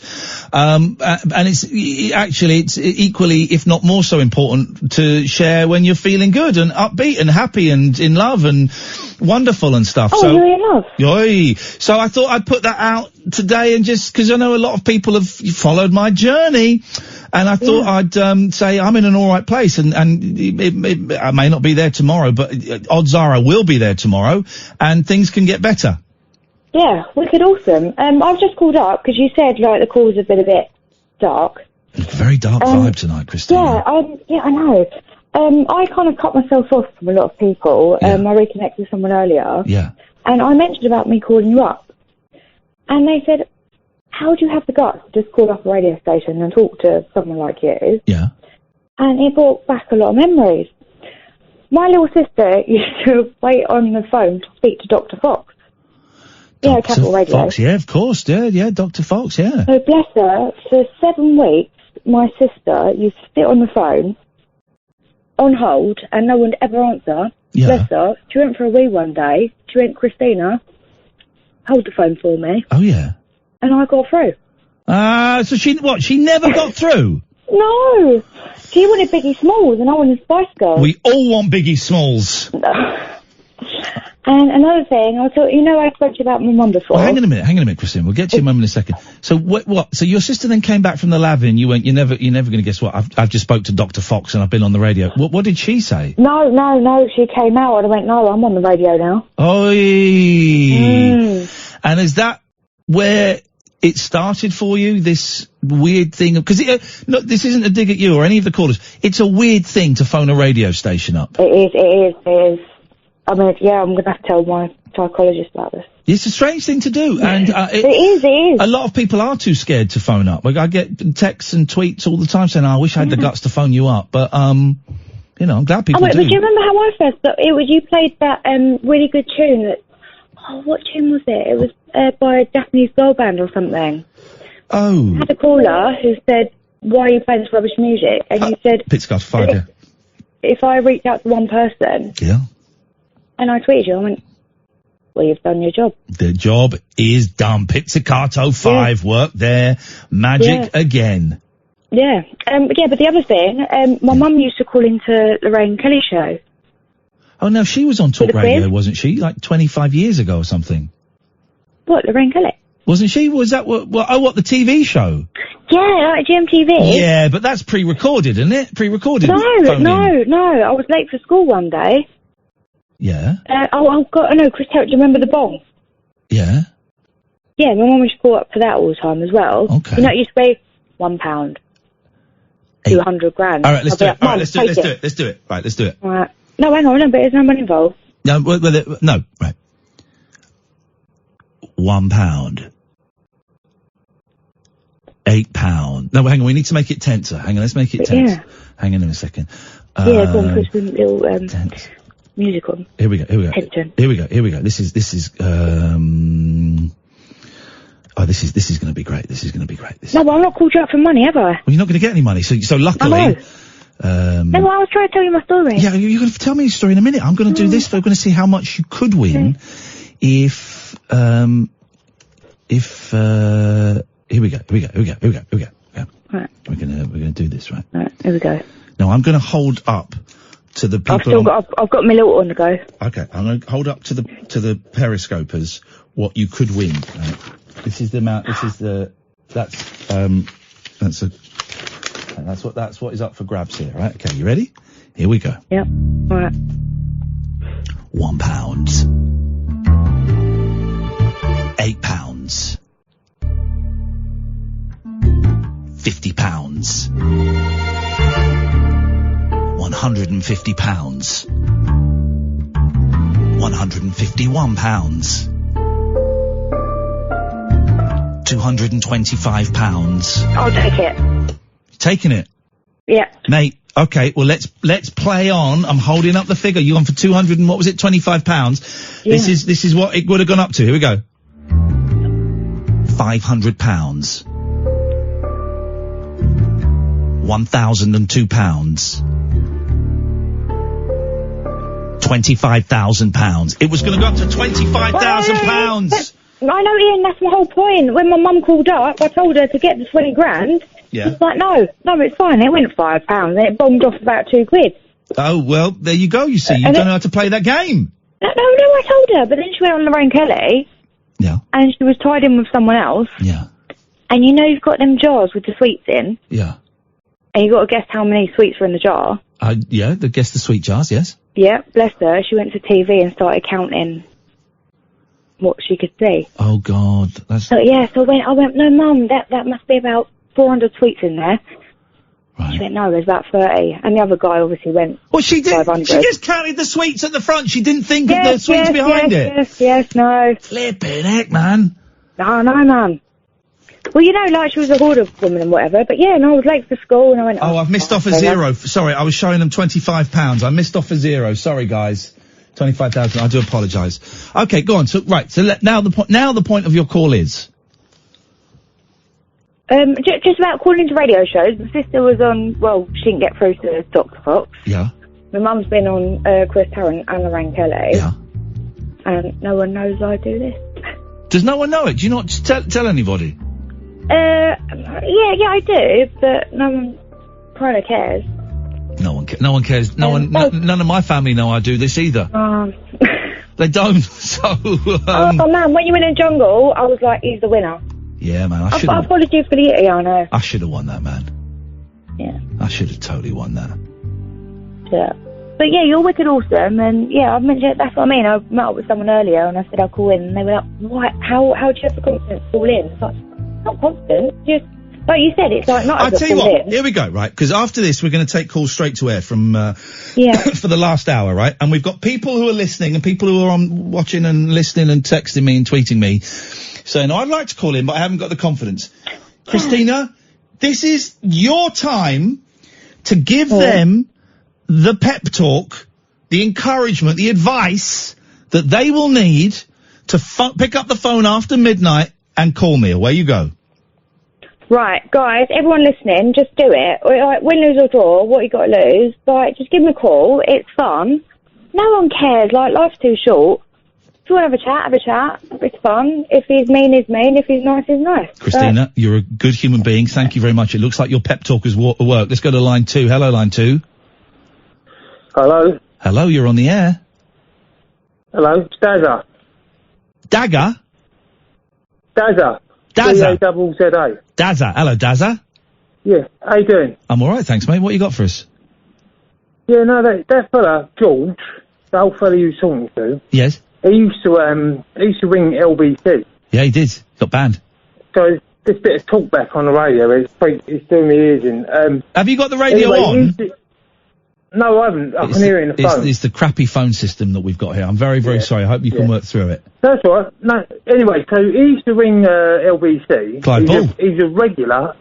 Yeah, but he used to talk to Clive Ball. Yeah. Like, regular. Yeah. And I don't know what political stance he was taking, but apparently he sort of submitted some of his money, bearing in mind he's like a fellow of a certain age. Yeah.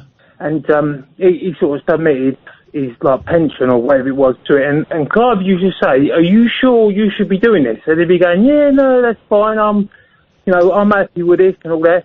And that was back then, which was like, I don't know, at least 6, 7, maybe even 8 years ago. Oh, mate, that was like 30 years I ago. recognise his voice when he spoke to you. Yeah. Yeah. So the old fella, obviously, you know, he's still a little bit, God bless him. God bless him. God bless right? him. God bless him. Yeah. No, but he still seems to be deluded, if you know what I mean. He still seems to be lost in that respect. Listen, I don't know what the situation is. I was just trying to find out. Deluded? I mean, that sounds a little bit harsh. I don't know, maybe. Yeah, no, it is harsh. No, it is harsh. Yeah, not deluded, but, the fella, right, there'd be people out there in society that would be quite willing to take, take liberties with him, if you know what I mean. Yeah, of course. Of course. Yeah, and unfortunately, you know, he sounds like a nice fella, right? And like I said, I recognise him from Clive Ball show, and this is going back years ago. Yeah. And he's talking to you, and I've put your radio show on, like, I'm a new listener to your show. Thank you, mate. Yeah, no, that's all right. And I recognise his voice. Because he sounds like, what's his name? The fella that used to Dennis do the Norden. outtakes from the TV show. Yeah, that's it. Dennis, everyone says the same thing. And listen, George is a nice guy. He's a really nice guy. And sometimes I'm harsher with him than others. And sometimes, you know, just tonight I called him out for that's fair enough. for what I felt he was doing. No, fair enough. Yeah, but at least you give him the airtime and that. But I think the fella, God bless him, like I said, I'm not sure where he's at in his head, you know, but it seems he's arrived late, if you know what I mean. I didn't know that's a lovely way of putting it. Dazza, can I ask, how long have you been listening to this show? Well, to be honest with you... Is tonight the first night? I listened... Well, it's hit and miss, very hit and miss. So, I'll tell you now, I'll put my cards on the table. Put them on the table, let's have a look at your cards. Yeah, that's it. Have a look, right? I'm a black cab driver, right? There we go. Yeah, so I'm a black cab driver, right? Yeah. So, I listen to Nick Ferrari in the morning, LBC. Yeah, fair enough. And then throughout the day, I listen to Mellow Magic, because it chills me out. You don't strike me as a Mellow Magic type, Daz. A bit of White Snake. You know what I mean? I don't know why that's making me laugh so much. I'm really sorry. That's rude of me. No, it's a wicked song. Well, I love it. Anyway, so a little bit of Mellow Magic. Yes, right? yes. And the rest of the chat throughout the day, to be honest with you, Ian, well, I don't listen to it because it's all Brexit orientated. Oh, isn't it? And I'm done with that. Right? I'm done with it. Yeah. Isn't it boring? So but listening to your show, right? It's random. It's just a break. Just a break off the beaten track. It's good. That is why, listen, that is why we're doing it. That is why me and Katherine called the show The Late Night Alternative, because occasionally someone will talk about Brexit, but we try and avoid it. We try and avoid Trump, because you'll get all that on LBC, you get all that on BBC London, all of that on 5 Live. It's a bore-off. It's a bore-off. I'm so done with it. It's so rinsed out. It's gone through the ringer. Yep. The old ringer, the thing they used to put the clothes through. Of course it did. My grandma had one, yes. Exactly, they've rung it through, but they've put it through twice, and then 3 times. And it's just... It's dry already! The clothes are dry! Don't do it anymore! We're done with this now. Yeah. So, your show's good. I like it. But also, I'm going to say one more thing. Go on, mate. Right? I like you. You flagged me down outside the Royal Courts of Justice, right? And I pulled over, and you went, it's all right, don't worry, we're just filming. Oh, God, I remember you. I remember you. We were filming something it was like The One Show or Watchdog or something, and I had to do a piece to camera. Yeah, I had to do a piece to camera, then I had to walk and hail a taxi, and they made me do it. I didn't want to do it, because I knew I was going to get someone like you, and you would rightfully be annoyed with me. I'm so sorry. Well, I didn't give you abuse, did I? Oh, and that's fine, mate. No worries. That was like 6, 7, 8 years ago, wasn't it? Yeah, it was. No, it was. But I duly remember that, right? I totally remember that. That was. I'm sorry for interrupting your busy day. No, that's fine. It's fine, right? It's fine. I've been stopped. Listen, I've been flagged down for directions. Yeah. Oh no, really? Yes. Yeah, absolutely. Yeah.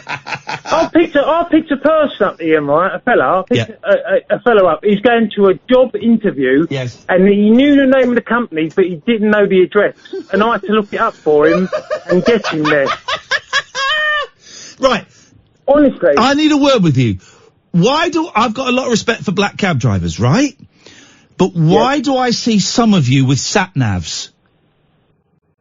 Well, I mean... Come on. If in London... Come on. What is that in about? London, it's in London, it's unnecessary. I see it I've been sometimes. accused. I've actually had a fella get in, right? Yeah. And I picked him up from Liverpool Street Station, and he wanted to go Harley Street, right? And I said to the fella, I goes, what number Harley Street do you want to go? Because it's one way, right? Yeah. And So he it's told me the number one is number. right down the far end. Exactly, it's down at Cavendish Square. Anyway, so he gave me the number, so I'm looking on the, what's it called? So I know exactly at what point on Harley Street I need to come in, right? Yeah. On the left and then turn. Anyway, so he must be looking over my shoulder, and he goes, you say that. And I felt disgusted, and, I felt, what? No, sat-nav is definitely not used, Ian. Good. 100%. And, obviously, unless you go out of town, obviously, it's different, right? Different, of course it's different. The suburbs and all that, it's different, right? But, no, not in London. Dazza, I have to go, mate. Listen, thank you so much for calling. How funny that I flagged you down 6, 7, 8 years ago. I remember it perfectly. Spread the word amongst the black cab community, won't you, mate? Yeah. All right, peace. Yeah, nice one, Ian. Cheers, Dazza. Thank you, mate. Ta-ta. Here we go. Caller of the night. Thank you, mate. We're going to take calls straight to air after midnight for the last hour of the show. Why the hell not? So I'm not going to give you the phone number now. Don't call up during the news. You won't get answered. This is the Late Night Alternative, weeknights from 10 with Iain Lee on Talk Radio. The Late Night Alternative with Iain Lee on Talk Radio. We have ways of making you talk.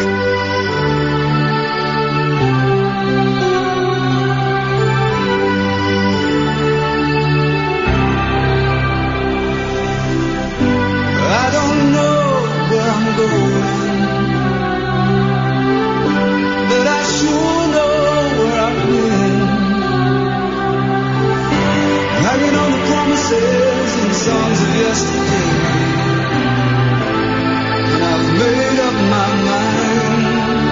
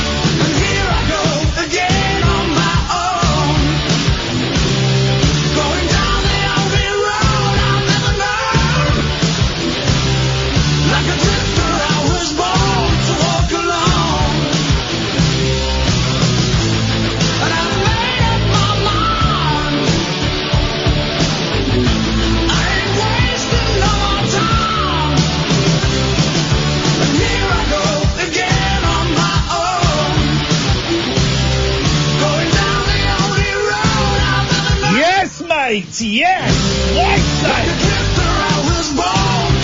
I used to have a clip of David Coverdale saying, "Hello, I'm David Coverdale." Has anyone got that clip? Any of the fans got the clip?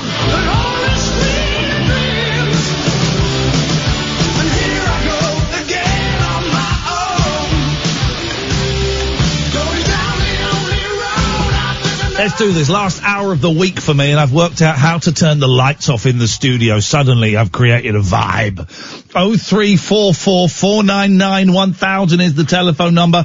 We are going to take calls straight to air for the last hour of the show. Anything can happen. Let's see if we can up the vibe a little bit. Let's go to line 1. You're on the wireless. Whitesnake are the only band named after 1980s dog poo. Thanks very much indeed. I think it's stretching it a little bit. Isn't it, really? But well done. Okay, thank you very much indeed. 0344 499 1000. Lots of new listeners tonight. We're finding out, including Dazza. The last hour is dedicated to Dazza. If you've never heard the show before, if you've never heard this part of the show before, it gets more random than usual. You can call in about absolutely anything you want. And it can be heavy. Brexit if you want. Jeez, if you want. It can be heavy, it can be frothy, it can be stupid, it can be a personal attack on me. It can be anything you want. 2 things. Don't swear, don't be libelous. If you do, I press the dump button, which is a big red button here, and the last 7 seconds of what was said does not get broadcast. With that in mind, anything goes. 0344 499 1000. When I see your number flash up on the screen, I click a button, push a slider, and go, "Hello, line 2, you're on the wireless." That was a really smooth introduction to a falter there, but maybe... Oh, hi. Hello, you're on the air. Hi. Hello. Just to say I love you. I love you too, man. Yeah? Okay. Okay. You want to give me a name?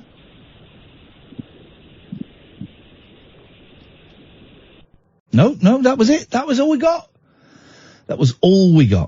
Thank you very much indeed. 0344 499 1000. It can be a really nice way to just unwind. You can be anonymous. You can be whoever you want. You can be like a fantasy image. You can be anything you want, right, with these straight to air calls. I don't need to know who you are. I don't need to know anything about you. Let's go to line 3. 3, you're on the wireless. Okay, that's the guy that phoned in and got angry early on because I called him out for doing the Michael Jackson impressions. You see? There we go. That's why we stopped in calling in, because you won't have heard that because I pressed the dump button. That was the Michael Jackson guy that we called out earlier on, and the best he could come up with was calling me an effing twit. That was it. That guy's been calling me for 15 years. He stopped calling me for about 7 or 8, and he came back recently, and his calls were kind of okay. Then they got quite misogynistic and quite offensive, and I had to pull him up on it and say, I'm not very comfortable with some of the language. You go, I'm not gay. A line we kind of did about 15 years ago, and I just said, that line doesn't sit comfortably with me now. And it gets very, very abusive, and I don't know why. But thank you for the call. It really was terrible. Line 3, you're on the wireless. Hello, I'm David Coverdale. I'm David Coverdale. No, I'm David Coverdale. No, I think you'll find I'm David Coverdale. Well, I'm certainly not bloody Tommy Aldridge. Line 4, you're on the wireless. You don't wear glasses because the Specsavers just scared of like your friends. I didn't hear a word of that. Did anyone hear that? Did anyone hear any of that? I didn't hear anything, but this is why I love it. This is perfect. What day is it? It's Thursday night going into Friday morning. It's 12:10. Who is up? Who is up about this time of night. I am, obviously. And you are. I'm here because this is my job. And because I'm kind of a night person anyway. Even if this were not my job, I would probably still be up at this point, pottering around, listening to the radio if I could find something decent to listen to, eating, playing a video game, reading. I'd be up. Right? I would be up. But why are you up at 11 minutes past 12 Thursday night, Friday morning? Why are you up? And so that's quite a small percentage of the population, the people who are up now. And then the people that decide to phone a phone-in show, that's an even smaller percentage. And that's when it starts getting exciting. 0344 499 1000. Let's go to line 6. 6, you're on the wireless. I remember a couple of years ago, you did an interview with a gentleman you tracked down. It was called Rainbow George. And the interview lasted about 10, 20 minutes. And at the end of it, you invited him to perhaps listen again or call in if he felt like it. What's your opinion of that now? If I could go back in time, I wouldn't go back and kill baby Hitler. I'd kill baby me. 0344 499 1000 is the telephone number if you want to give us a call. And it can be, I don't need to know who you are. I don't need to know where you are. This is one of the things when me and Kath took this gig is you get phone-in radio. They more often than not will go, we've got Tony from Glasgow. Or, look, isn't that funny? So, sorry, just something funny happened that's quite freaky. Or we've got Steve from Catford. Or we've got Vanessa from Portsmouth, right?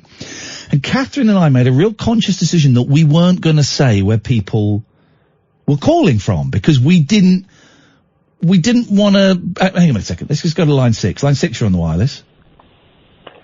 Hello, mate. Are you all right? I'm very well, thank you. So I've been watching on Periscope, and it's ever so much fun. I'm glad you're enjoying it. Don't tell the bosses, will you? You've got a banging little moustache going on as well, haven't you? Thank you very much. Yeah, I've grown a moustache. You're welcome. It's really nice. But it's very good. Watching. Let's keep doing this, shall we, every night? Next week it's not up to me, it's up to Katherine. Because she's a bumlick. We won't do it. We won't do it. It's up to Katherine next week. She's a bumlick, I'm not. You've got to persuade her. Keep it between us, yeah. I'll do my best, but you've got to persuade Kath. I love your, t-shirt. I wore this t-shirt yesterday, but I only put it on to come to work. And so last night I thought, it's only had about 6 hours wear. I sniffed it. I thought I'd get another day out of that. Let's go to line 10. Line 10, you're on the wireless. When the Jews return to Zion and a comet rips the sky, the Holy Roman Empire rises, you and I must die. From the eternal sea he rises, gathering armies on every shore, setting man against his brother, till man exists no more. I don't know why I'm laughing. It's talking about Armageddon. Much indeed. This is Talk Radio. The Late Night Alternative with Iain Lee on Talk Radio. Call straight to air. I'm not in tomorrow. You got, I nearly said Rainbow George. You got Howard Hughes in tomorrow, so that'll be worth a listen. I'm off. Back on Monday with Katherine Boyle. So for the last 45 minutes of the show, we're taking calls straight to air. 0344 499 1000. Let's go to line 5. You're on the wireless. Good evening, Ian. It's Jack. Hello, Jack. I've got a quiz for you, if you don't mind being the first contestant for me. I would love to be the first contestant. Yeah, definitely. Well, yeah, okay, you can be the first contestant, but you might want to open it up to your listeners. Okay, all right, if anyone wants to call in, 0344 499 1000, you're very, very welcome to call in and take part in Jack's quiz. Okay, let me just play the intro music. Oh, he's got music. Just stand by. Standing by, sir. There we go. Welcome to the quiz show with me, Jack. Tonight, it's Guess the Word. What would Iain Lee have said back on some of these old archive shows? Okay. So, this is the first clip, Iain. Oh, hang on a second. We just had a contestant who dropped off. Let me see if I can call this contestant back. Hang on a second. No if problem. I click that, then they should... There we go. Do you want me to speak to them? Yeah, go on. Hello. Hello, caller. Hello. Hello, you are live on the Jack Quiz Show. Oh, wow. Hello. Yeah, you're contestant number 2. Iain is contestant number 1. Hello. Hello. So, I'm going to play... Say again. My name is Sheila. Fake Sheila. Oh. Yeah, fake Sheila. You're very welcome. It better be fake Sheila. So, I'm going to give you a clip, and there's going to be a word that's taken away from the clip. It all revolves around the Iain Lee late night alternative. Okay. Because this is the first one, though, you can ask for an extended version if you like. But this is the hard version. I can make it easier if you wish. Go in hard, Jack. Go in hard on both of us, please. Okay. Okay. Number 1. Here we go. Oh, God. Urinating on the boss's I couldn't hear that. We couldn't hear that, Jack. Could you quote it for us? Okay, Iain said, because he was urinating on the boss's... I know this, Sheila. You go first, fake Sheila. I don't know what he's saying. I'm just going to say olive. Because I thought he said on the buses, so... Because I'm urinating... You just say he olive. just said, because I'm urinating on the bosses... Blank, blank, blank, blank. I don't know what he said. I don't get the game, because I wasn't phoning up about this. Doesn't matter. You phoned up, you're part of the game now. Car. So Iain Lee has... Iain, that is... Well, let's play and let's find out if you're correct. Okay. Because he was urinating on the boss's car. Yes! Correct. And it was about Paul Ross urinating on the boss's car, wasn't it? So you won. That's exactly. That's why he got taken off breakfast. Do you understand the concept of the game now? Okay. I don't think she understands the concept of So life. I'll go with it. Okay. Number 2, it stepped up a little bit here, guys. It's got a little bit harder, but I can give you an extended version if you like. Okay, the clips are a little bit hard to hear, Jack, I'm going to let you know, but carry on. That's what I mean. That's Shut what up. I'm saying. I can't hear him. He's going to tell us what they say after. I can always give you the transcript afterwards. Thank you, Jack. Appreciate this.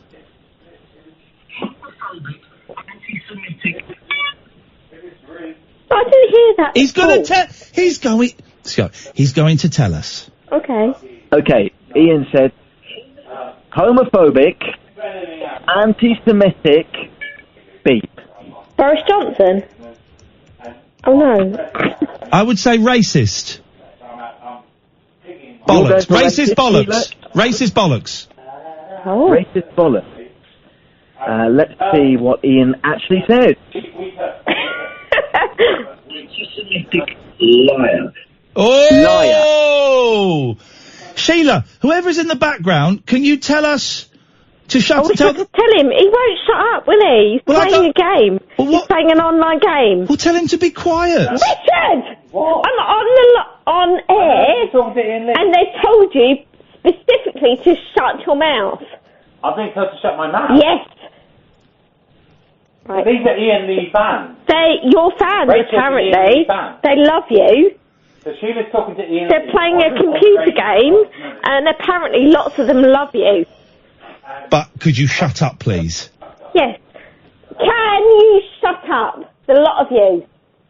Thank you. Thank you, Sheila. That was so delicately done. Thank you, I know. There's only one round left. Thank God. Thank At the God. moment, Iain has got 1 point. Sheila has got 0 points. Actually, minus 1 point, actually, for the etiquette. Okay. Oh, dear. Yeah. I'm very polite, normally. This is the hardest one. Here we go, ladies and gentlemen. I will translate afterwards. Translate.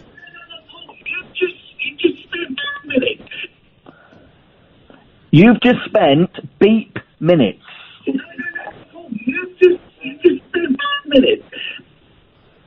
I'm going to say 15 minutes.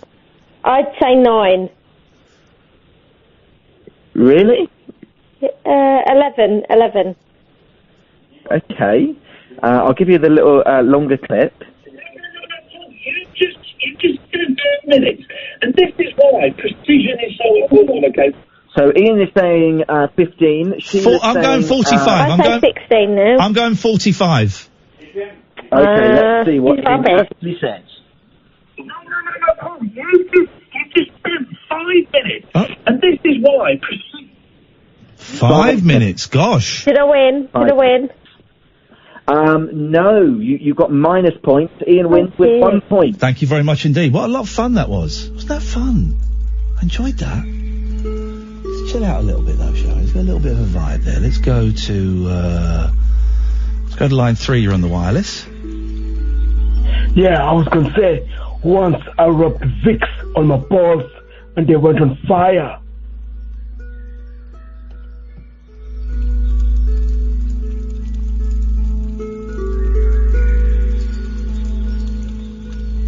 Hello, line 7. Hello, Hello. Ian. Yeah. Hi. Hiya. How are you? Tired Oh. of everything. Oh dear. Never mind. Nice to speak to you, though. Nice to speak to you. Thank you. You're welcome. I did call earlier, but I got cut off. Who dis? Anyway. Who dis? Sorry? Who dis? Who's this? Who dis?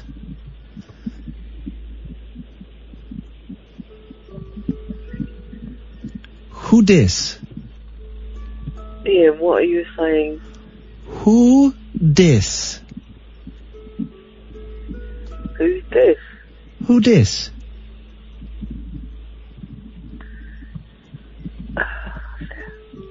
Who dis?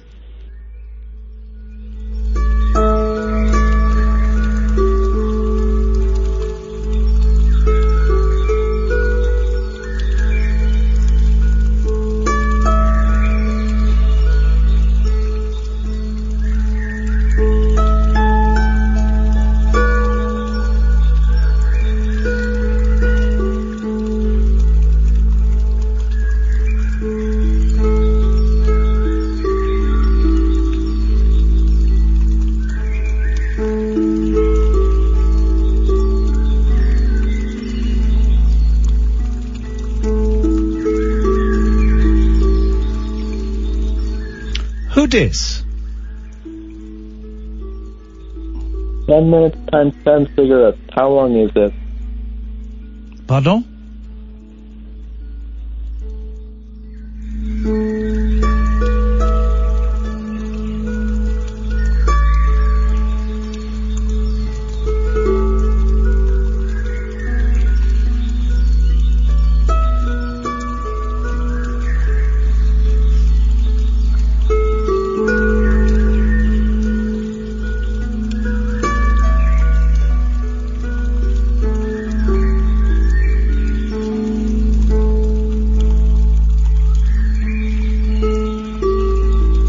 Oh 03 444 99 1000. 03 444 99 1000. Who dis? Hello, Ian. Who dis? Who dat? Dis Ian, who dat? This Johnny from Belfast. Welcome. I was the giant that you met at the end of your show in Belfast. Ooh, you're a big man. You're a big man, but you're out of shape. That's a quote from a film. You're very much in shape. You're a big guy. I am a big guy. It's my first time calling into any radio show. Hey, nice one, man. Thank you. You said you were going to give it a go at some point, and I'm glad you did. How you doing? I'm doing good, thank you. I'm great. It was nice to meet you. Thank you for coming to the show. We appreciated it. Yeah, I first started listening to your show about 2 years ago, and prior to that, the last time I ever listened to talk radio was a guy called Caesar the Geezer. Do you remember Caesar the Geezer? I do remember Caesar the Geezer. We've had Caesar the Geezer on this show as a guest, maybe about 3 years ago, I think. Really? What's he doing now? Do you know what? So I've got a frog in my throat. I can't remember, actually. I think he lives on the Isle of Wight, if I'm, someone will tweet me and I'll read it out. I can't remember, but we had him on the show. We did, on a bank holiday, we had, maybe it was a couple of bank holidays. We had Caesar the Geezer, we interviewed James Whale, we had like a few people, Tony Blackburn I think we had on, a few like people that influenced me, in radio and stuff. He's living in Cyprus. Thank you. I've got Katherine and I've got Hayley, both telling me Cyprus. But he's still lovely. He's still a very naughty boy, and he was absolutely wonderful to talk to. Great. Well, here, I'm glad that this wasn't as nerve-wracking as I thought it was going to be, Ian. Thanks. I'll call back again. Now that you've done it once, do it again, and thanks again for coming to the show in Belfast, Johnny. It was nice to meet you, mate. Thank you.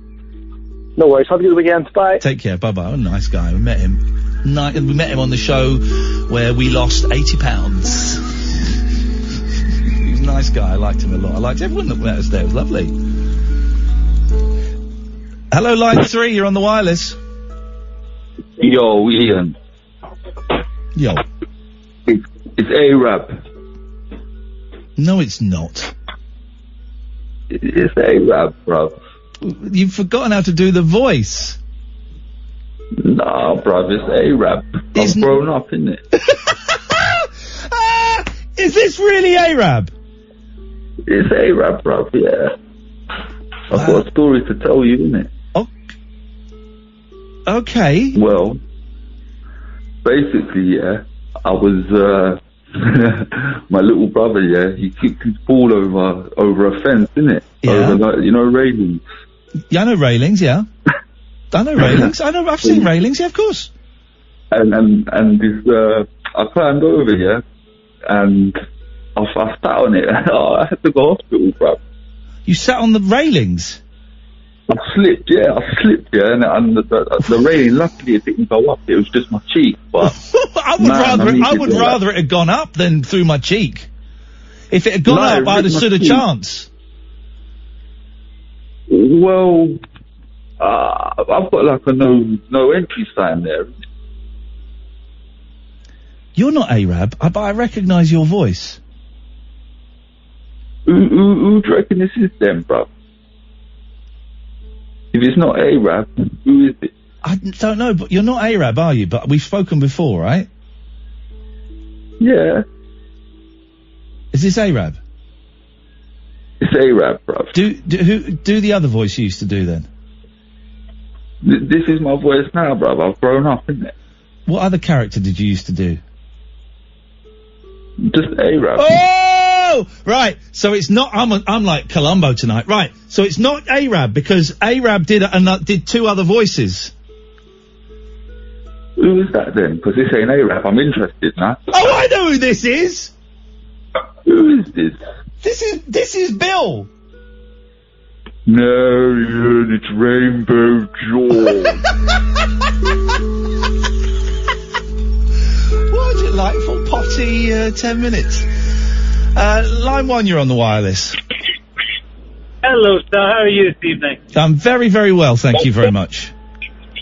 Good. I just wanted to say, Ian, I've been listening to you and Kat for the last couple of months. First time I've ever called in. Thank you. You're doing an amazing job. But I just want to say, after that amazing Mike McCartney interview last week, what are the chances, you mentioned Denny Lane during that chat, what are the chances of getting him on the programme? Of getting who? Mike McCartney again? No, Denny Lane. Oh, we've had Denny Lane on the show before. Oh, apologies, sir. No, if you're a recent listener, we've had him on before. I'll tell you what we'll do, when Kath comes back, it was quite a long time ago. He was amazing, by the way, Denny Lane. Maybe we'll see if we can dig it out and put it out as a podcast in the next couple of weeks. How about that? That'd be amazing, because I remember, like, I've been following you on Twitter, I'm a big Master and Wings fan as well. Yeah. And, about 20 years ago when I was studying at art college, there's this blues bar in Surrey near where I was studying, and there was a picture of Denny Lane hanging up, and I said, well, has he played here? And the guy said, oh no, he was living round the back here, and I just think it's had like an extraordinary, just difficult but amazing times as well. He was incredible when he came on. This again was probably a couple of years ago. He was charming. He was funny. He is really interesting. I'll see if we can dig it out and we'll put it out as a podcast. That would be fantastic. But listen, keep up the good work. So you've had a few nutters tonight, but I love really it. Enjoying the show. Sir. Thank you, man. I love it, by the way. Thank you for that. Lovely call. Look, a lot of new callers. It's great. I love the nutters. Please don't ever think you have to apologise. That, for me, is when the show is rocking and a rolling. Rocking and a reeling, Barbara Ann. Got a frog in my throat tonight. Let's try. Hi, line 7. Who dis? Hello? Are they listening on the radio? Hello? You switch your radio off? Oh. Okay. Switch it off. Oh. Still on? Is that? Sorry. Oh, God. What? Sorry. That's alright. Who dis? I can't say my name. Okay. That must have held you back in your life, but go on, you don't need to say your name. What can we do for you? It's quite a funny joke, actually, quite a funny joke. But go on, what can we do for you? You're funny. I just want to talk to you. Okay. Is that a vibration in the back or something? A vibration? Yeah. Yeah, I can hear my voice. There might be a little bit of an echo. Yeah. I mean echo, yeah, sorry. There might be, sorry about that. I just want to talk to you. I just want to speak to you. Okay, go on then. I did call you earlier. Who dis? That's going on again, isn't it? Yeah. I just want to speak to you. Okay, well, you're speaking to me. Anything you'd like to speak about? Right.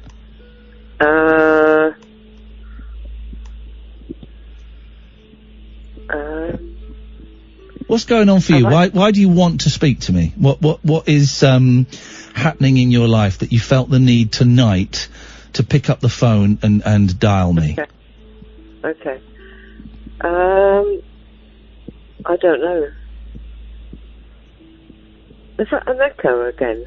There might be an echo. It's not on our end. There's a slight problem with the phone, so there might be. And if there is, I apologise. Okay. No, that's fine. I'm detecting a little bit of... hang on a minute. Confusion and... I'm just detecting a little bit of anxiety from you. Yes. What? That's why I want to speak to you. I know. Really. I can feel it. What is making you anxious? I don't know really. Just life. I think you do know.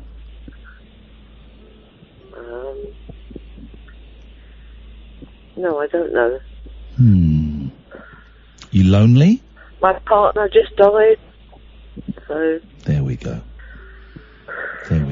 I'm sorry to hear that. Thank you.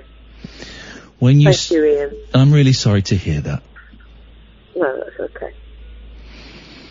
That's why I phoned you. I thought so. I listen to you every night, so... I thought so. do it together. Thank you. When you say if you don't mind me asking, and if I ask something that's inappropriate, then tell me, but... I've been with him for 28 years, so... Gosh. And when did your partner die? 2 weeks ago. Wow. Gosh, that's really recent. Yeah. I'm not going to cry. Why not? Do you know what? I've never cried. Ever? No. I can't cry, so... I might do in a minute. Talking to you. Well, it's not my intention to make you cry, but, I do kind of feel that you crying would be a really, not necessarily this second, but I think it would be a healthy thing to do. Do you? Yeah. It might not happen tonight, it might not happen this year, it might not happen this decade, but I think at some point it'll be a really good release for you. It might be, I don't know. I might do in a minute. Okay, well if you do, you do, and if you don't, that's... Here's the thing, when someone dies, there is no right... How am I? How are you? I'm really, really good, actually. I'm really good. After years of self-loathing and shame, I'm in a really good position. But I am concerned about you. Oh, I'm okay. I'll get through it. Oh, you will get through it. I know you'll get through it. But that doesn't stop it being painful. 28 years? Is it 28 years you said you've been together? Yeah, 28 years. Yeah. I'm 60, but he was older than me, so... Okay. How did you meet? We met at work. Yeah. As normal people do. Yeah, that's quite common. I think I'm going to cry in a minute, actually. And were you married? Did you live together? No, we just lived together. We didn't marry. No. Funny how we say, oh no, we just lived together. That's still a big commitment to make, we were isn't kind it? of married, weren't we? Yeah, I guess so, but living together is a huge commitment. It's a big old thing. And, may I ask what he died of? Cancer. Shitty, isn't it? Esophagus. Right, okay. Is that a smoking thing? No, he didn't smoke. Did he not? Wow. No, that was a strange thing. He didn't smoke. He hardly didn't drink. But he got... Are you in the house now? Yes. I'm phoning you. Well, you could be phoning me from anywhere. Well, I could be. I could be outside. You're on a mobile number. You could be calling from anywhere. No, I was just wondering how does it feel being in the house? It's strange at the moment. Yeah. But never mind. I'll get over it. I think. What, you will get over it? I wonder why... No, you never get over it. You just, like, what's the word? Cope with it. Okay. That makes sense. That makes sense. Yeah, I'll never get over it. What? Can I ask a question? I hope this doesn't seem... I'm just going to run it on a minute, actually. No! My phone. Yes. Why do you seem so reluctant to look after yourself? Sorry? I don't mean it I don't mean it in an aggressive way. It's just you from this very brief conversation, it feels like you can't quite let go. Does that make sense? No, yes, it does, yeah. Just the way, and I get it. I don't get it because I've not been with someone for 28 years who's then passed away. Just that you saying I'll get over it, it feels a bit strange. No, I won't get over it. I'll cope with it. No, exactly. But that was something that you said earlier. I'll never get over it. No, but I'm just getting a real kind of tension from you, as though you're a little bit afraid to let go. Well, no, I can't let go. Why? 28 years. Yeah. No, I don't mean let go of him. I don't mean that at all. Sorry. Not at all. Sorry. No. That's my fault for not expressing it properly. I wouldn't for a second suggest you let go of him. No. I mean, I beg your pardon. Relax and let the emotion out. Well, I can't relax. No? No. Okay. Well, I'm sorry to hear that. I'm sorry. Have you got people around you? you? Oh, God, please don't apologise. I hope I haven't said anything to make you feel sorry, because I'm really glad that you did. I'm really glad you did. Oh, thank you. Have you got anyone around you that you can talk to? No, not really. Thought not. No. You're very destructive, aren't you? Is that the word? Yeah, well, yeah, I guess so. I guess so. Thank you for talking to me, though. Oh, it's my pleasure. I feel honoured that you felt you could phone me up. Thank you. Sorry. You haven't got anything to apologise for at all. It's funny, isn't it? When there's a gap, we quite often say sorry, even though there's nothing to be sorry about. Oh, thank you. No, I'm just... but we used to listen to you together, so... You sound far too sensible for this rubbish. What? You're rubbish? Yeah. You sound far too grown up for this nonsense. Oh, I'm really grown up. What do I say? I don't know. There's nothing to say, is But there? thank you for talking to me. Okay. Are you... About the funeral next week, so... When is the funeral? It's next week on Monday. Oh, no, not Monday, Tuesday, sorry. Tuesday, bank holiday Monday. Oh, yeah. Yeah. Have you got someone whose hand you can hold on Tuesday? Yes, I have. Okay, good. Holding hands is a really intimate, powerful thing, I think. Okay. All right. Thanks so much for calling, and I'm not here tomorrow, but me and Kath are back next week, and we'd love to chat to you. If you want to give us a call on Tuesday, you'd be very welcome.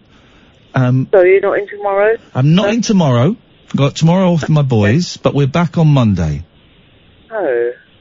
Okay, have a nice time with your boys. Thank you, I will. We're going to have a really special time, and I'm going to hug them a little bit tighter after having spoken to you, because you reminded us all of how precious and fragile this is. Thank you. Thank you. Try and have Bye. Thanks a lot for your call. Thank you. Bye-bye. Bye-bye. Gosh. Let's have a break, then we'll take more calls straight to air. No rules nocturnal nattering for nightbirds, nurses, and Nosferatu. Right, cool. The Late Night Alternative with Iain Lee on Talk Radio.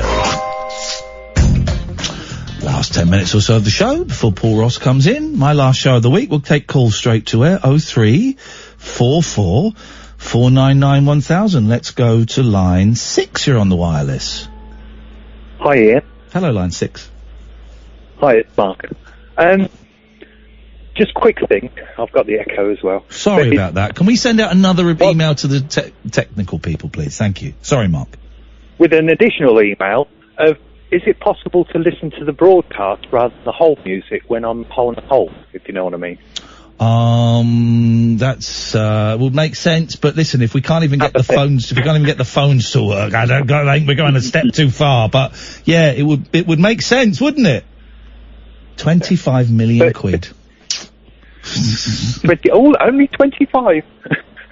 It's crazy. Do you know what? Here's the thing, they built this thing and they didn't ask any of the presenters, any ideas on how we can make this really, really good? Yeah, I got a few. Anyway, sorry mate, I appreciate your patience.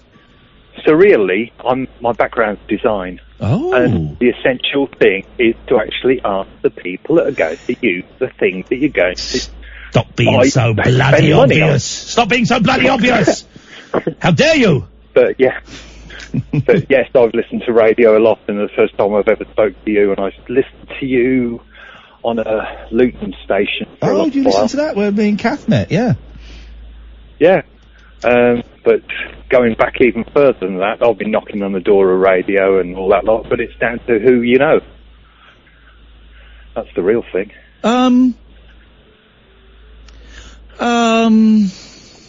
In speech radio, this is. Because I met these in 1995. It is to a certain extent, but in as much as any industry is to a certain extent. Yeah. I don't think it's exclusively down to who you know. These days, I think it is, in a way. You know, when you get old as me now. Yeah, I know what you mean, but I mean, all the people that work here, they won't mind me saying it, but maybe they will, but a lot of people here are very young. In terms of the technical people, not necessarily in the presenting. In the presenting side, they're generally very old, and they're white, old men. and in the technical side, they're significantly younger. So yeah, I'm not gonna, yeah, okay, sure, yeah. But on the other hand, I couldn't do what you can do for your technical expertise.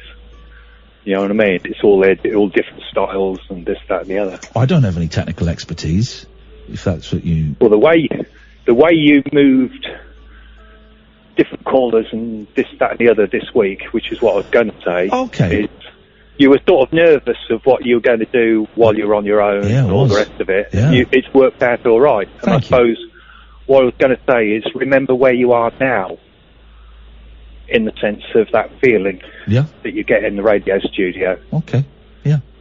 Thank you. You know what I mean? Yeah, I do. It's been some week, and I'm glad I miss my mate. I'm looking forward to seeing her next week, but I'm glad I had a... But you were asking... Sorry, you were asking sort of why do people not call in when it's you and Kath? Yeah. Yeah, And yes. It is a different feel. Right. It's like, don't want to interrupt the conversation and all that sort of side of it.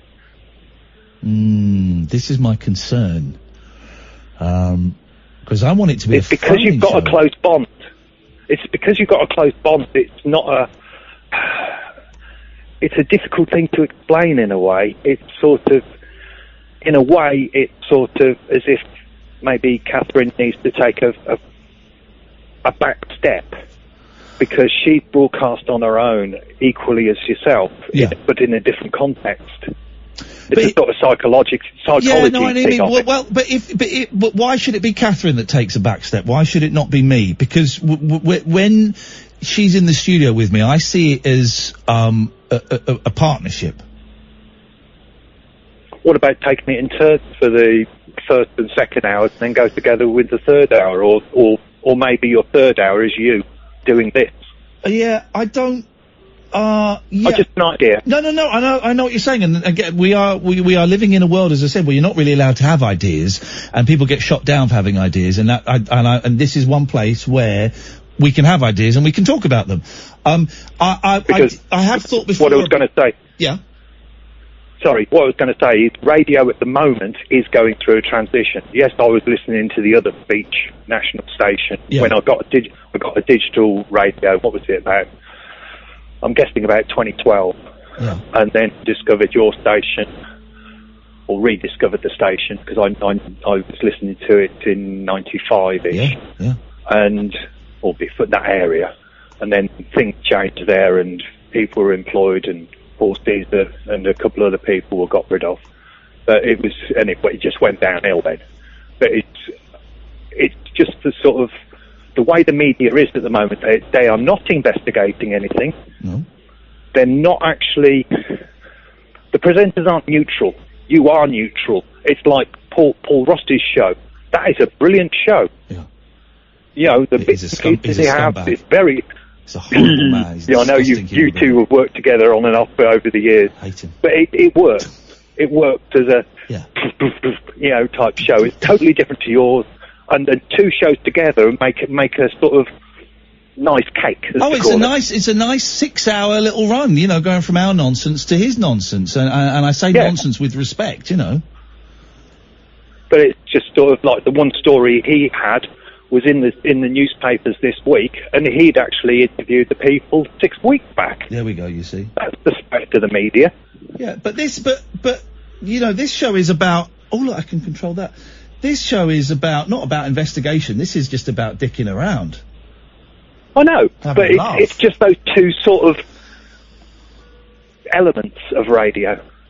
Okay. All right, Mike, listen. It's just a nice mix. Thank you, mate. I'm glad you're enjoying it. Thank you very much. I'm going to take another call, and then Paul's going to come into the studio, and let's go to line 5. You're on the wireless. Hello, Ian. It's Nelly here. Hello, Nelly here. So there was a guy who rang up earlier trying to do a quiz.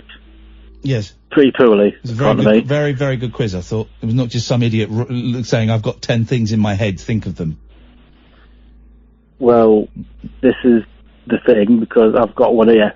Pies, 10 written down. 10 things, and I've got to guess them. Pies. That's the subject. Cream? No, hang on. Custard pie? Nope. No, custard pie's not on the list? No. Goodbye. How can you not have custard pie on the list? Let's try, line 6, you're on the wireless. Hello? Hi. Hi, Ian. Hello, hi, yes. Hi. First time caller. Okay, lovely. What can we do for you? Kind of second time caller, because you called up earlier on. But yes. Yeah, I had trouble with my signal. Oh, I'm sorry. Well, you're on now. We haven't got much time, so go on. What you got for us? Okay, I just wanted a couple of calls you had from listeners early on prompted me to call. Yeah. The way you handled them as well. I just wanted you to know that I've been listening to the show from the start. Hey, thank you. And that's okay. Listening to talk radio and your show in particular helped me through a really bad low time I had on there. So I just wanted to even know if you ever had any doubt of the value of the job you do. Any time that you obviously it's important to a lot of people. I just wanted you to know that. Thank you. Thank you. How are you? How are you doing now? Are you out the other side? Yeah, I'm fine. Yeah, I'm fine now. Good. Really out of all of that. But at the time, like I said, I was at a low point, and and it helped me through some bad days. Nice one. Well, listen, I've got to move on, but thanks so much for the call. I'm glad you got through. Okay. Nice speaking to you. Take care, man. Bye-bye. Let's quickly... Hello, Paul Ross. Good morning. Let's quickly just take... last one from me. Line 7, you're on the wireless. Thank you very much indeed. Paul Ross.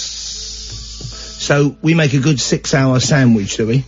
It was a 6-hour cake. Yeah, but I'm on air for 4 hours, so one of my hours is rubbish, is what you're saying. Is that right? That's what Haley said. Haley, your producer, said, yeah, he doesn't like hour 3 of your show. It's pants with matching bra. Or maybe it's one of my first hour is often... We know that ain't the case. The reason I'm demoted down the pecking order of radio and I'm broadcasting to vampires only is because 3/4 of my output is adequate. One is terrible, according to Ian Lee. Good morning, Ian. The Tash is coming along gangbusters. It's a little burst this week. You have a genuine look of a 1930s Ronald Coleman, Errol Flynn type movie star.